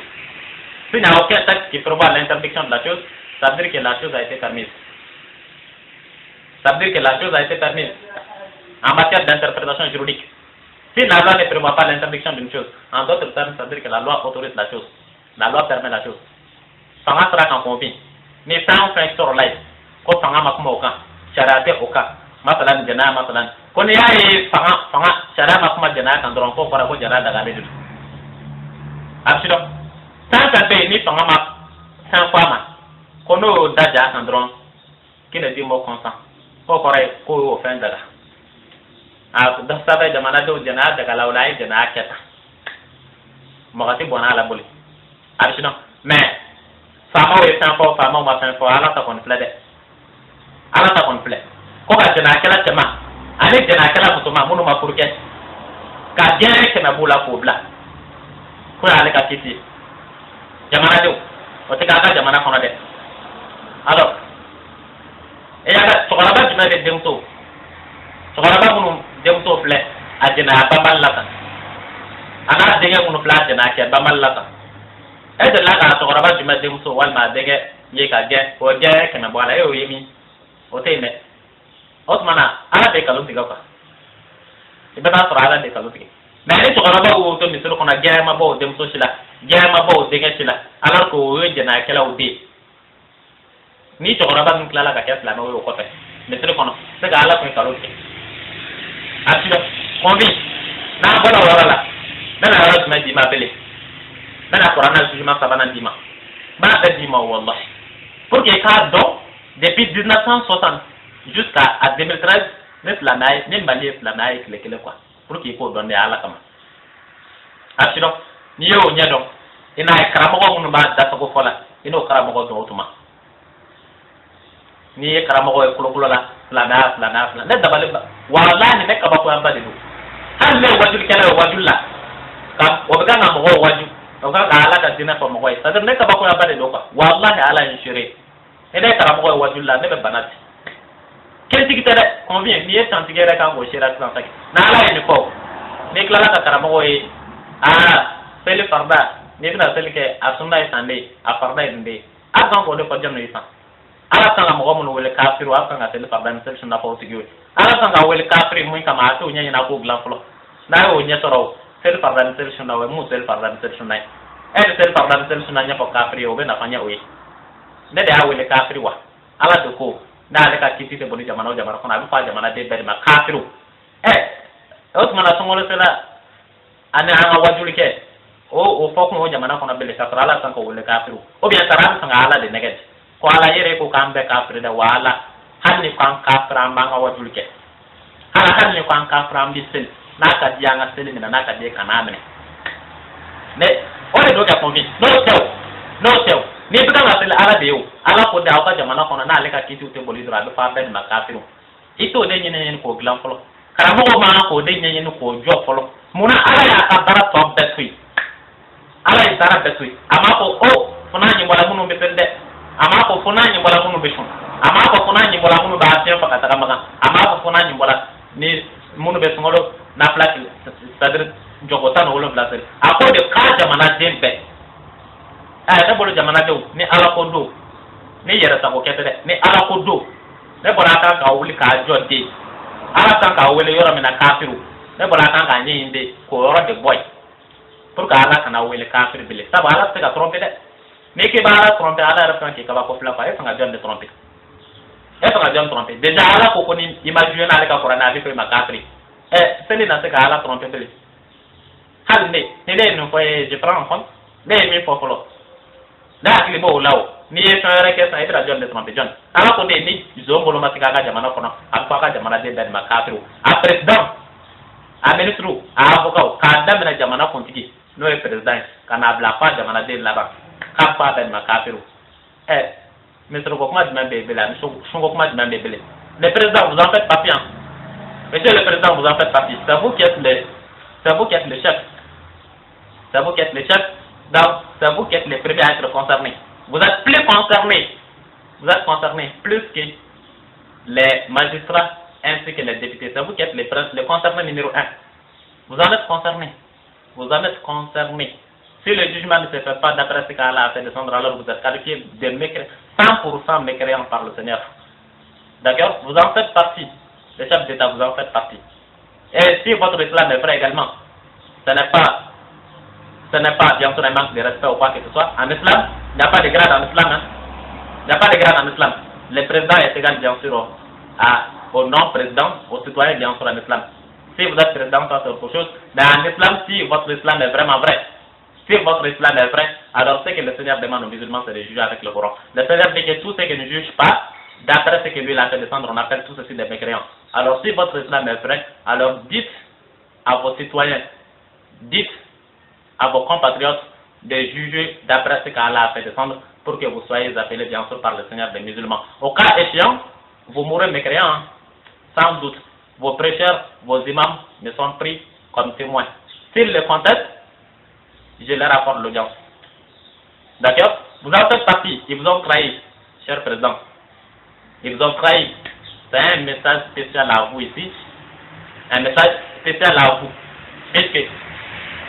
en islam, si l'on voit son prochain dans l'erreur,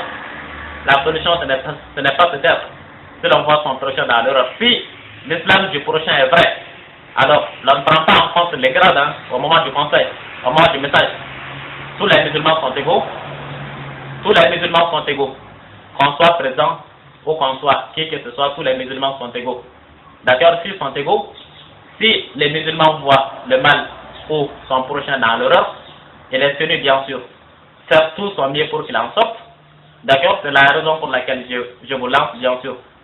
Je vous envoie ce message spécial. C'est un compatriote bien sûr de la région de Ségasso. D'accord? Je vous lance ce petit message bien sûr. Si votre islam est vrai, alors le Seigneur dit que tous ceux qui ne jugent pas d'après ce que lui a fait descendre, on appelle tous ceux des mécréants. Donc, la meilleure solution, c'est de faire tout pour que le jugement se fasse d'après ce qu'Allah a fait de sens. Mais vos prêcheurs, vos imams ne sont pas parvenus à vous le dire. Eh bien, voilà les messages transmis. D'accord? Bari, mais le Coran, le jugement, ça va dire ma puissance. À Sabana, je m'ai dit. À Sabana, dit. À Rémi, dit ma puissance. Oui, je n'ai qu'à la mima furuke. Mais, à la Tanzina, ni mao ma furuke, à la Ganake. Otika kiti, je m'ai dit. Alors, pour, Tcheroche, Muso, ni furuke, à la Ganake.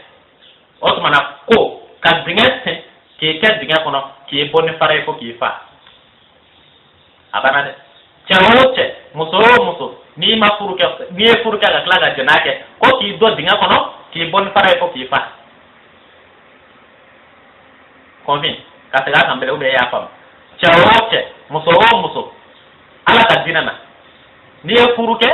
walma ni furula, ka kila ka jena ke furulen kɔfɛ. Ko, e ka ɲangata ye jumɛn ye? Ka dingɛ sen, ka na se fo yan.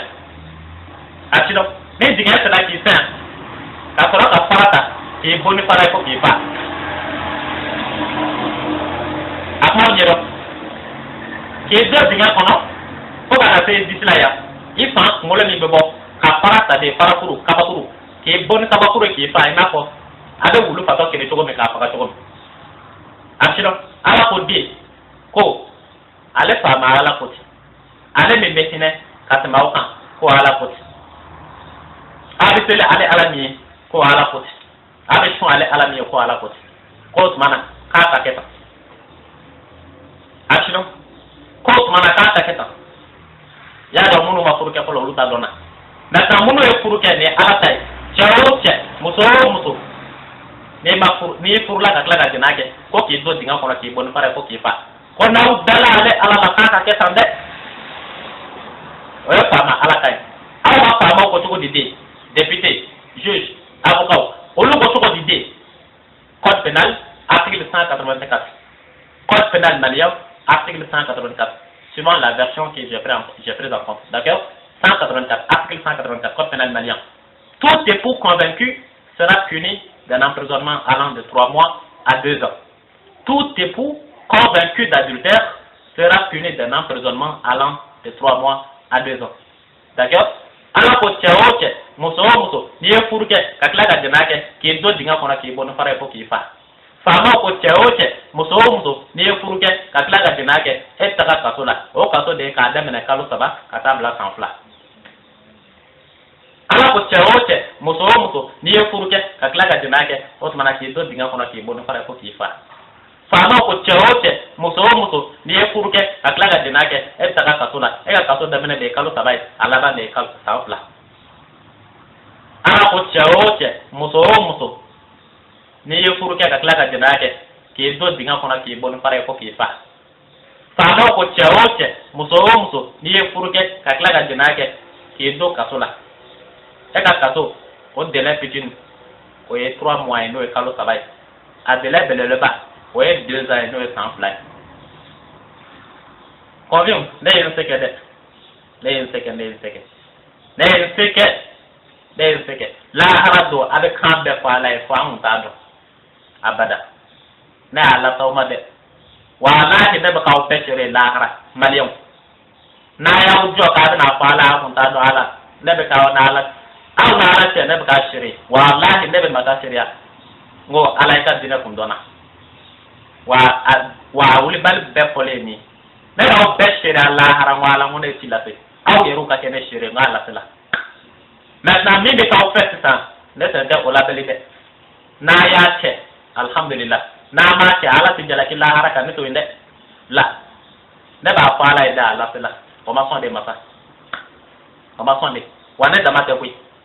A kun bɛ kɛ san de fɔlɔ. Ala dan y'a ka mɔgɔ de d'aw ma mɔgɔ min bɛ se k'a ka diinɛ fɔ a ye. Aw de o tigi cɛ o tɛ jate kosɛbɛ. O tigi dan y'a ka Ala ka diinɛ fɔ a ka se. O de y'a hamina ko bɛɛ ye. A bilara o de la. Maintenant aw sɔnna o aw ma sɔn o b'a la Ala de jate sisan. Inna ilayna iyabahum summa inna alayna hisabahum. A ci dɔn Ala ko den n'ale ye bila i k'ale ka ci lase.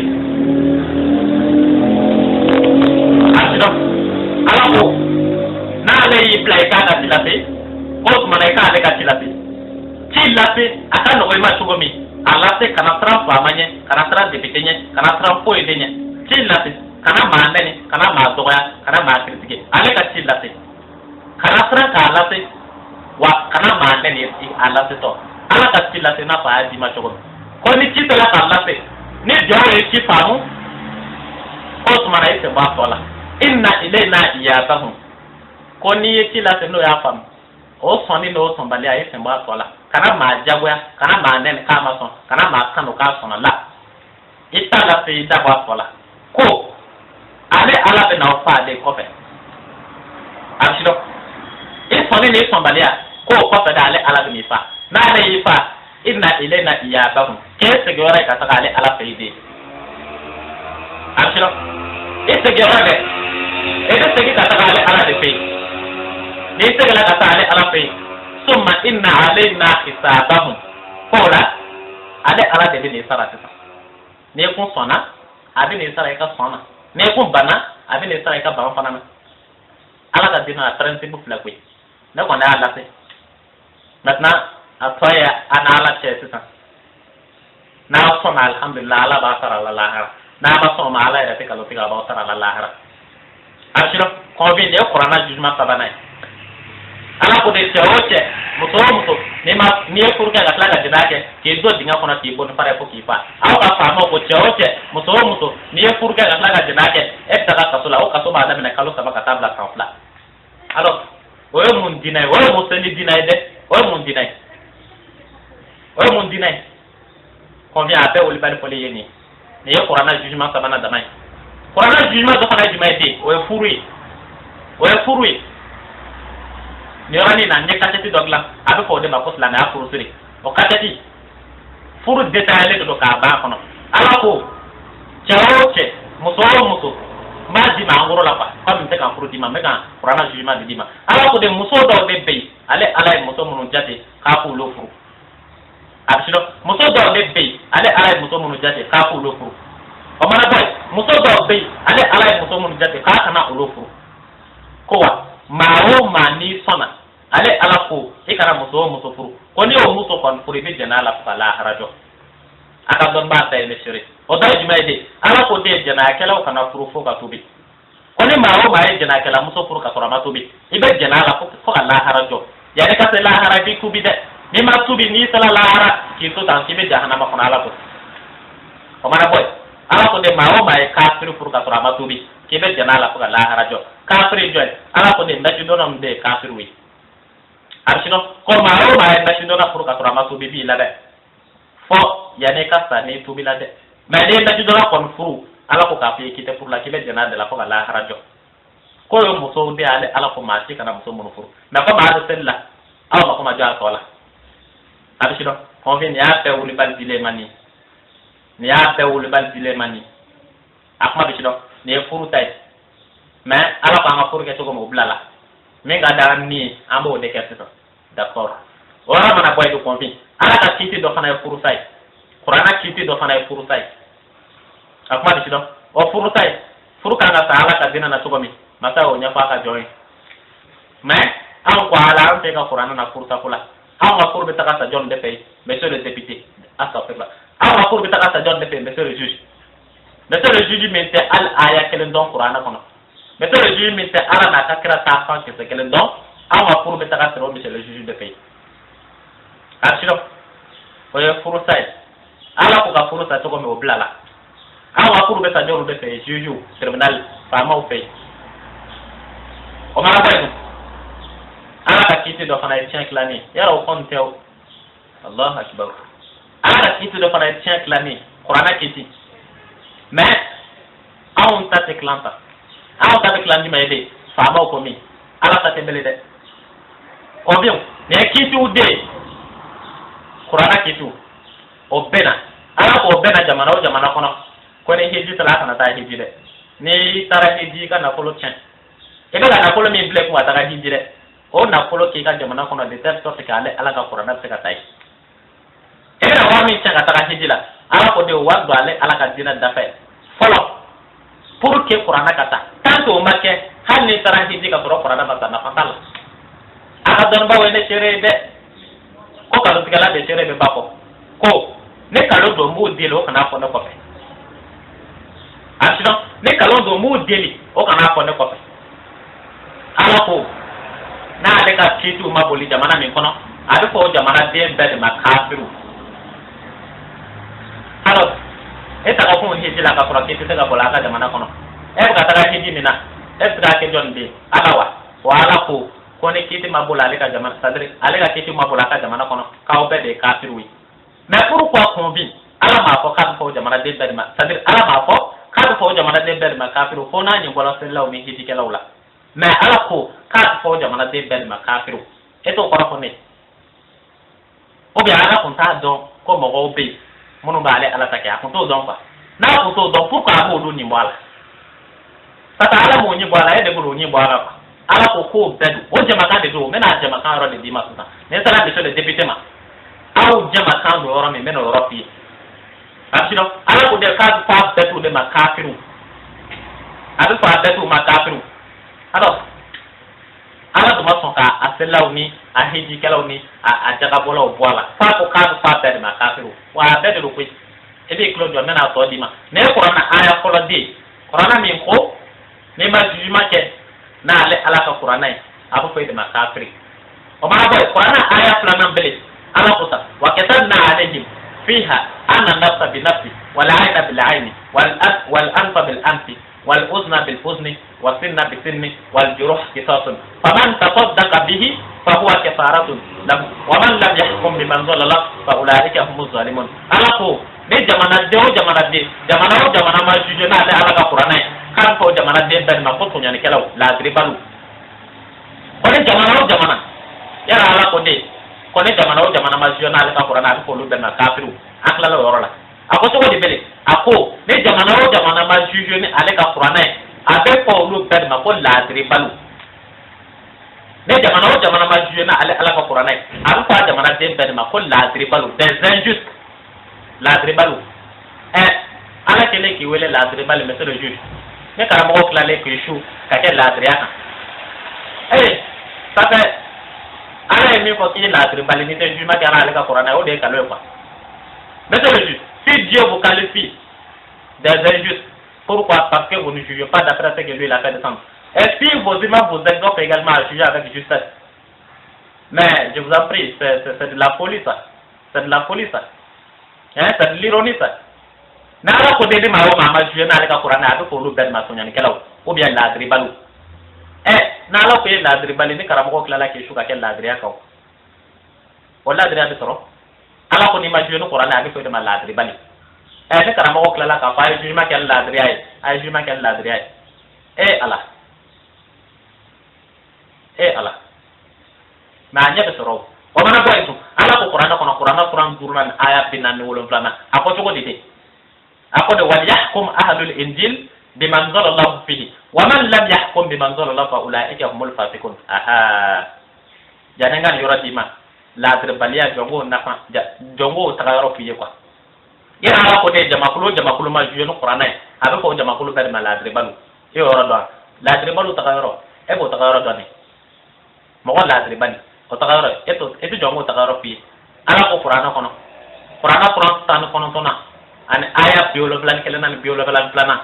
qur'ana qur'an tan kelena aya biolo blan kelena an biolo blan plana ana ko to dide ana ko de wa in minkum illa wariduha kana ala rabbika hakman maqdiya summa nunajjil ladina taqaw wa nadharu adh-dhalimina fiha jusiya ana ko de la harado date ma jahannama fe ko de date ma jahannama fe ale ala dale nya saranya bago bo ka soro kala dire bolu bla kono ala dire balu awe jonu de sa ko ne te ladre balu de jamana de wiye ala ka kitu te boli jamana mi kono ko jamana de bade maladre balu ko mi aka kara mo kishi folo de o mo kishi folo abisido o ma ko ala ko wal yahkum ahlul injil biman zalallahu fihi wa man lam yahkum biman zalallahu fa ulaika humul fasiqun ko ne jamana ma juge ne ale ka qur'ana ne jamana ma kiti na ale ka qur'ana abe ko jamana de ben ma ko chen kelaw convainc ça fait ne ma se ka ka karamo do wajulu min kala quoi ou bien e ba sɔrɔ fɛn wɛrɛ to ala ko tɛ quoi o ni jamana o jamana ma joué n'ale ka kuranɛ a bɛ fɔ a jamana den bɛɛ na tiɲɛnikɛlaw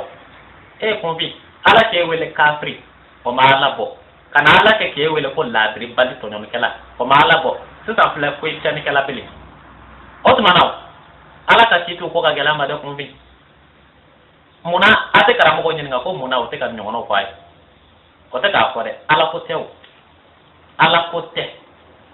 na ala ko don o kun tɛ dɛsɛ ka ca an fɔ faamaw ye ala ko tɛ o ni faamaw da bɛ filɛ kelen na de ka ala kɛlɛ k'aw kɔnfiw kɛ o balo sira ye o de la a y'a ye karamɔgɔw y'aw tila tila quoi ansaruw bɛ yen wahabiyaw bɛ yen tijaniyaw bɛ yen ahamadiyaw bɛ yen shazaliyaw bɛ yen sunamɔgɔw bɛ yen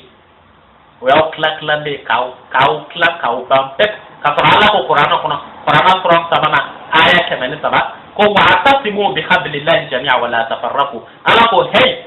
ay ɲɔgɔn minɛ juruba kelen a kana fara na a ka dɔnnibaw a ka karamɔgɔw o y'aw tila groupe dɔ bɛ yen o ye ansaru ye groupe dɔ bɛ yen o ye wahabiyaw ye groupe dɔ bɛ yen o ye sunamɔgɔw ye groupe dɔ bɛ yen o ye ahamadiyaw ye groupe dɔ bɛ yen o ye tijaniyamɔgɔw ye groupe dɔ bɛ yen ala ko ale kɔnɔ fana don ala ko tɛ koyi ala ko kuranɛ kɔnɔ sura 3 ni aya 3 k'an ka ɲɔgɔn minɛ juruba kelen an kana fara karamɔgɔw filɛ k'aw fara fara tan quoi wahabiyaw bɛ yen ansaruw bɛ yen tijaniyamɔgɔw bɛ yen ahamadiyaw bɛ yen sunamɔgɔw bɛ yen hali sɛtanamɔgɔw bɛ sɔrɔ tuma dɔ la wallahi a bɛ sinɔ a banna sa ala ka dina bɛ nimakara la sa ala ka dina bɛ nimakara la sabu nin juguw de kɛ mɛ ka ala ka dina fa wallahi kɔbi ne ni yɔrɔ bɛɛ bɔla ye ne ye min d'i ma sisan o ye monsieur le juge de mais ne ma tila ne ye quantité de titre kɛ de ko l'enfer des juges et des députés monsieur le député e ta ka jugu n'a tɔ bɛɛ ye wallahi monsieur le député e ta ka jugu n'a tɔ bɛɛ ye o ye jumɛn ye de c'est le Seigneur qui détient le pouvoir législatif c'est le Seigneur qui détient le pouvoir législatif il revient au Seigneur de légiférer et le Seigneur a déjà légiféré il a adopté des lois. Le Coran est plein de jugements. Le Coran est plein de jugements. C'est vous qui vous êtes mis à la place du Seigneur pour légiférer encore des lois qui seront des lois contraires, bien sûr, aux prescriptions coraniques. Ça veut dire que c'est vous qui vous êtes mis à la place de Dieu pour légiférer. Tout ce que le Seigneur dit, c'est vous qui dites le contraire. Tout ce que le Seigneur dit, c'est vous qui dites le contraire.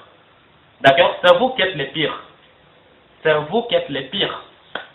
Si les juges, par exemple, c'est eux, ils doivent juger. Ce sont des organes judiciaires. Et c'est vous, les organes législatifs. D'accord? Afin que les juges ou les magistrats puissent juger, il faut que vous légifériez, bien sûr. Il faut des lois. Et c'est vous qui légiférez ces lois. C'est vous qui êtes les pires. Ça veut dire quoi? Ça veut dire que si les magistrats doivent partir dans l'enfer, dans le 3e enfer par exemple,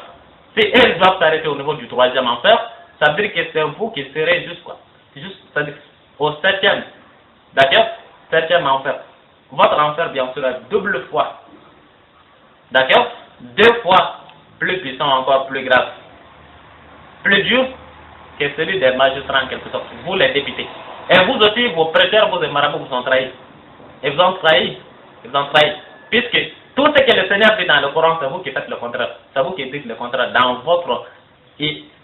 appelé appartement ou je ne sais pas, l'Assemblée nationale. D'accord? Et c'est valable également. Depuis le chef de l'Assemblée, c'est-à-dire le président de l'Assemblée, depuis le président de l'Assemblée nationale jusqu'aux autres députés. D'accord? Et c'est également, après le chef d'État, c'est le chef de l'Assemblée qui vient. D'accord? Ça veut dire que après l'enfer du chef d'État, c'est l'enfer du président de l'Assemblée nationale qui vient maintenant. Et après vous, c'est l'enfer des députés qui vient. Après l'enfer des députés, c'est l'enfer des juges qui vient maintenant. D'accord? Saisissez-les en langue nationale. Badi, n'y dit à juge ou ta, au takajuna tobe, au du maïdi, convient. Alors qu'on a qu'on a pas zombo le ticket. Il y a de charia. N'est-ce pas? Ko kajena kala ko banu busan na ma furuke. O ye charia. N'est-ce pas? Ko kajena kala do dinga kona ka bonu fara ko ka fa. O ye charia. N'est-ce pas? ko ne furu be ka tasiri no qur'ana o ye sharia n'est-ce pas ko ne furu be sa ka no qur'ana o ye sharia ko te ko ne tiya be klan ka klan no qur'ana o ye sharia afo de mako ala sharia mais to ba bu sharia di ma ede wa apa ta ma bu nga me foi apa ta ma o sharia o be bo mi o sharia o be bo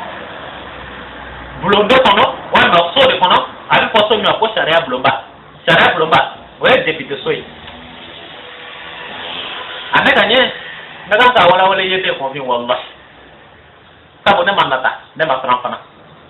ne manata ne masran o de la ne ba wala ya hanne ti joro hanne ti sran wallah je ne perds de rien je ne crée rien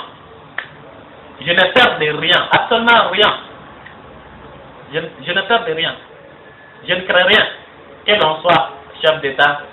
député chef de gouvernement ministre avocat juge qui que ce soit je ne perds de rien absolument rien. Je ne crains rien. C'est pourquoi je m'exprime sans crainte, ni peur, ni honte. Je ne perds de rien. Combien? Au boulot, avec pour de ma poche, charia blomba. Au seuil. Député au début. Député au début, au seuil, non? Et bien, député au monde. Voilà. Au député au début. Au lieu de au seuil, non? Charia, B, capital, jamana, au lieu de bata. Exception faite pour des domaines là où le Parlement n'est pas compétent pour légiférer les projets de loi en quelque sorte. Même les projets de loi sont adoptés en fin de compte par les députés, même s'ils sont proposés bien sûr par les membres du gouvernement. Mais ils sont enfin votés et adoptés bien sûr par les membres de l'Assemblée, les députés. Combien? Ça n'a pas été ça de maintenant, mais c'est ça député au fait. Député au débat bien voté. On le débat voté. Je ne parle pas des décrets. Je ne parle pas des décrets. Je parle seulement des lois en quelque sorte. Donc, ça vous, charia là, Oulu, charia pour être bonne jamana qu'on a convié. N'a pas la député au mami voté. Après que vous député au déda. Au déda, vous député de ma. Ko jamana de on kadaba. Amen kanye. Wama la sigide. Député la sigide ndi. Ibo koroda. La sigide de korai. Au jamana dem beka la sigide au doye député au dé. Combien hakili sigibay? Aw la sigide au député au dé. Pourquoi? Sabu aw des députés au voté pour sigi. Les députés votent B et les sigas $5 ka noraya. Ko nebe ni député de fait. Nebe député Traoré de fait. Nebe député Koulibaly de fait. Nebe député CDB de fait. Non député sigila avec fondé ko e de ka la sigide sabu e de asiki. Okoraj. Ni au député sigi. On l'a de fondé ko la loi est l'expression suprême de la volonté du peuple.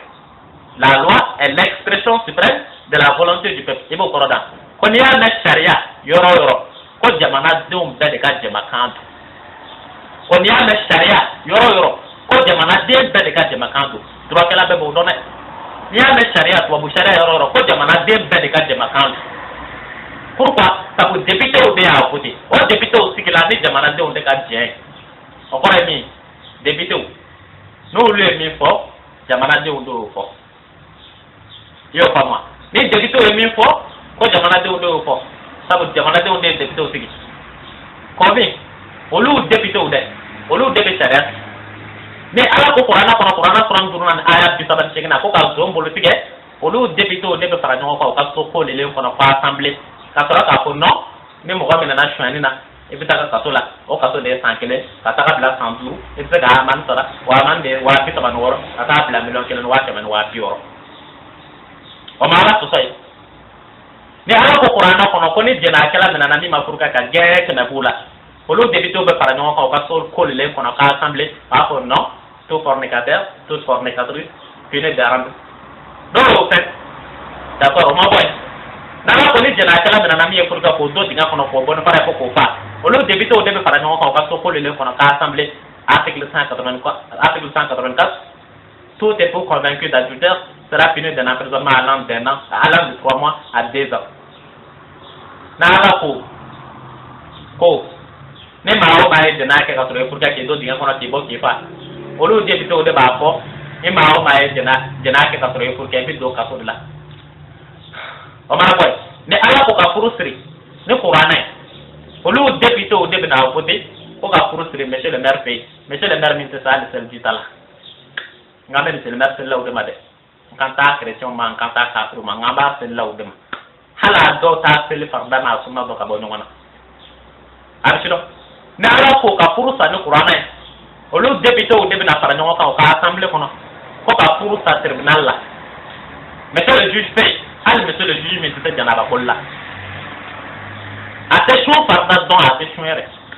o mana boy na ala ko ka tien clan qur'ana député au début d'affaires non en code civil ko ka clan voilà monsieur le député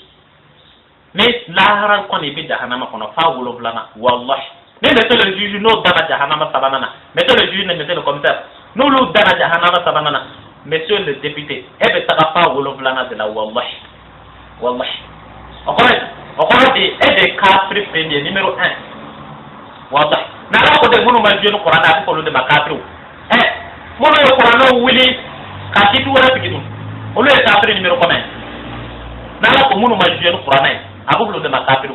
juju ni jamana do taw mais na mono yo qur'ana ki tu wili kulu yero ka ki tu siki olu e kafir catégorie numéro numéro 1 olu takantu ka mahal mono ma jenu parce que ni ya membe jenu na qur'ana na payde ni ya membe jenu to babu sharia qur'ana ni to babu sharia be ala ko de ni munu ma jenu na ka qur'ana qur'ana munu to babu sharia ta ka le ta pe abu ko de makafiru mais munu to babu sharia o sigitu olu e jonne kafir numéro 1 premier degré première catégorie au delà de la hara ne monsieur le juge monsieur le commissaire nous le daraja hanama sabanana monsieur le député et de saka fa wolo blana de la phase duguma wa convions c'est la loi et l'expression suprême de la volonté du peuple à l'exception de ma volonté na sorola ko sharia ko jamana be be de ka jamaka do o ko re convions aw parala fa ma o kan ka ala kele ka a député mo be siga o be bo sigi wa conviens i siga da papier là ouais ma fin qui m'a la ndoro papier là ko no ben député de fait ani ye bikita ka papier ta ka sien palam to jahannama fana bere ka kan atira convient et siga ndoro fin qui m'a na engrais là ka ndoro papier kan ko no ben député de fait ani ye bikita ka papier ta ka sien palam to jahannama fana bere ka kan wallahi atira ibo ko da o ko ala yere ko de ba man jenu qur'ana ala on te aw yɛrɛ damaw bɛna fara ɲɔgɔn kan bi an yɛrɛ b'an ka kitiw sigi an bɛna mɔgɔ de sigi an kunna bi a bɛ fɔ mɔgɔ ma ko député o député n'i ko zon bolo ka tigɛ o député de bɛna voté ko ka zon don kaso la n'i ko ka jɛnɛkɛla faga c'est à dire jɛnɛkɛla faga o député de bɛna voté ko ka jɛnɛkɛla don kaso la o la ala anw tɛ ta la dɛ anw tɛ ta la aw yɛrɛ damaw n'an ta dilan yan o ye député de n'o ye min fɔ o kɔrɔ de an bɛɛ de y'o fɔ. Et si la loi est la volonté suprême, ou encore est l'expression de la volonté suprême du peuple à l'exception de ma volonté. À l'exception de ma volonté. Si la loi est l'expression suprême de la volonté du peuple, à l'exception de ma volonté. Ce n'est pas de ma volonté, hein, puisque ça n'a pas de sens qu'on prenne amitié, bien sûr. Qu'on prenne alliance, ou qu'on prenne pour pallier, pour allier des hommes, bien sûr, pour être ennemis pour Dieu. Ça n'a pas de sens. Ça n'a pas de sens. Et moi, qui suis en train de m'exprimer ici, ça ne veut pas dire que c'est moi qui serai l'ennemi ou l'opposant pour l'État. Bien au contraire. Bien au contraire. S'il y a des ennemis pour l'État, être ami envers sa patrie, ce n'est pas l'avoir dans l'erreur plus de terre. Ce n'est pas ça. Ce n'est pas ça. Être ami envers son État, ce n'est pas de voir dans l'erreur sans intervenir. Ce n'est pas ça. Mais de faire tout son bien pour qu'il en sorte. S'il y a des ennemis pour l'État, mais ce n'est plutôt pas moi. Ce sont vos prêcheurs, vos imams, vos marabouts qui se sont tués pour voir dans l'erreur sans intervenir, sans rien faire. Et moi, contrairement à eux, s'il y a un ennemi pour l'État, ce n'est pas moi. Au contraire, être ami envers sa patrie, ce n'est pas lui cacher la vérité. Ce n'est pas de dire des propos qui lui plaisent, mais de faire tout son mieux pour que l'erreur dans laquelle elle se trouve, bien sûr, pour qu'elle puisse en sortir. D'accord? C'est ce qu'on appelle l'amitié, sinon ce serait une trahison. Alors si la loi est l'expression suprême de la volonté du peuple, à l'exception de ma volonté, moi je m'oppose. Et je ne cache même pas mon opposition. Pourquoi? Au nom de ma religion. Puisque moi, j'ai des caractéristiques. Je n'aime pas l'hypocrisie. Si je m'appelle croyant ou musulman, soit que je suis ce que le Seigneur dit, ou que je m'abstienne. Et non pas faire de l'hypocrisie. C'est la raison pour laquelle, sinon les autres, ceux qui en savent également, ils ne sont pas parvenus. Ça veut dire que nous ne sommes pas égaux. Si j'étais égal à eux, je n'allais pas intervenir. D'accord? C'est pour vous dire que tout le monde n'est pas égal. Tout le monde n'est pas égal. Certains d'entre eux le savent, mais ils n'ont rien dit. Et ce sont eux nous va dans l'erreur. Ce sont ceux qui nous ont laissé avancer jusqu'à ce que on a même les doutes. Ou encore, l'on doit se poser la question si l'on a encore bien sûr la mesure de nous récupérer. D'accord? Donc s'il y a des ennemis pour l'État, ce n'est plutôt pas moi. C'est bien au contraire, bien sûr. D'accord? N'a sur la charia et fait des macan et n'est que les macan c'est ah n'est que les macan c'est. Mais wallahi la hara d'abinaï. Faut n'a sur la mata la hara dona de. N'a ou dans la hara dona. Au quoi il y a peut-être à faire un yon kaka que le problème ça là. Mais à qu'on appelle la hara de. N'a ou la hara. Ah qu'on fait bien tiga qui kafri. Wallahi. Quand c'est la hara. N'a ou la femme au cas de la que le problème ça là. Est-ce que ala kala mi ka di na ka di ala neni na ka di fan beke mais ibi dande sabu ala tine fa sabi ala tna ito jahannama ne nyana maw ashilo ni yata ta ala la nyana ma ba be ku sabu ati presse aman ati presse quoi na kwa ka junu sare la jana na fa ke la harala ane konte ke la harala abi to ne ki se beke mais ni sala dara di bolo de si mais ben na chando ben la chando wala ko mi ne a fait barati leye il est député ou député faut te kasi la harabi jahannama kono sans intervention ala ti yafi ma pada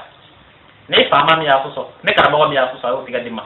est ce que ala fuso la tigi o ka ala fuso ke se nda olaw e se nda olaw mana e bolo mundo ka bokoti ka taka kulo san kete do soro jurmuna e min tara san e min ban mi o affaire do soro jurmuna mais e mo ko tigi ka ala fuso e na tega ko togo ni ko e senta wala togo e senta wala jode asi ete e asi ga kamu gede ka ala fuso alors e asi ga ka ye mo ko tiga taga mo ko fako ke senta wala tu as compris au côté et sembala droit là et sembala wa ala kadina na sembala ni si tu participes à une infraction et sembala soit côté soit complice ala kadina fanana si tu participes à la commission d'un péché et sembala soit auteur, soit complice. On est tous. Convient. Ni ka walanda dilema. Achido. Ni ka walanda dilema ni. Kojume. Ba te para nyon ka da bi da ko nyapla. Da ko nya tamran pour que ka walanda insige. Oye jima ide. Convient. Aka karamo yo jaw fa de. Aka karamo yo jaw fa. Aka karamo yo jaw fa. Convient. Aka karamo ko ba champa ka fa ma we de. Ala ko ale ka Qur'ana kata jamana kono na ale ka Qur'ana mata jamana kono monsieur le président ni ala ka Qur'ana mata jamana kono monsieur le ministre premier ministre ni ala ka Qur'ana mata jamana kono les autres membres du gouvernement na ala ka Qur'ana mata jamana kono les magistrats ni ala ka Qur'ana mata jamana kono magistrat debout magistrat de siège ni ala ka Qur'ana mata jamana kono les inspecteurs généraux de police judiciaire ni ala ka Qur'ana mata jamana kono les directeurs généraux des polices judiciaires ne ala ka Qur'ana mata jamana kono les ministères publics ne ala ka Qur'ana mata jamana kono et les autres dirigeants également tous les organes de la police judiciaire ne ala ka Qur'ana mata jamana kono le président du tribunal ne ala ka Qur'ana mata jamana kono ala ko ka fa jamana de ma ko kafiru la hara donc vous retrouverez tous dans l'enfer.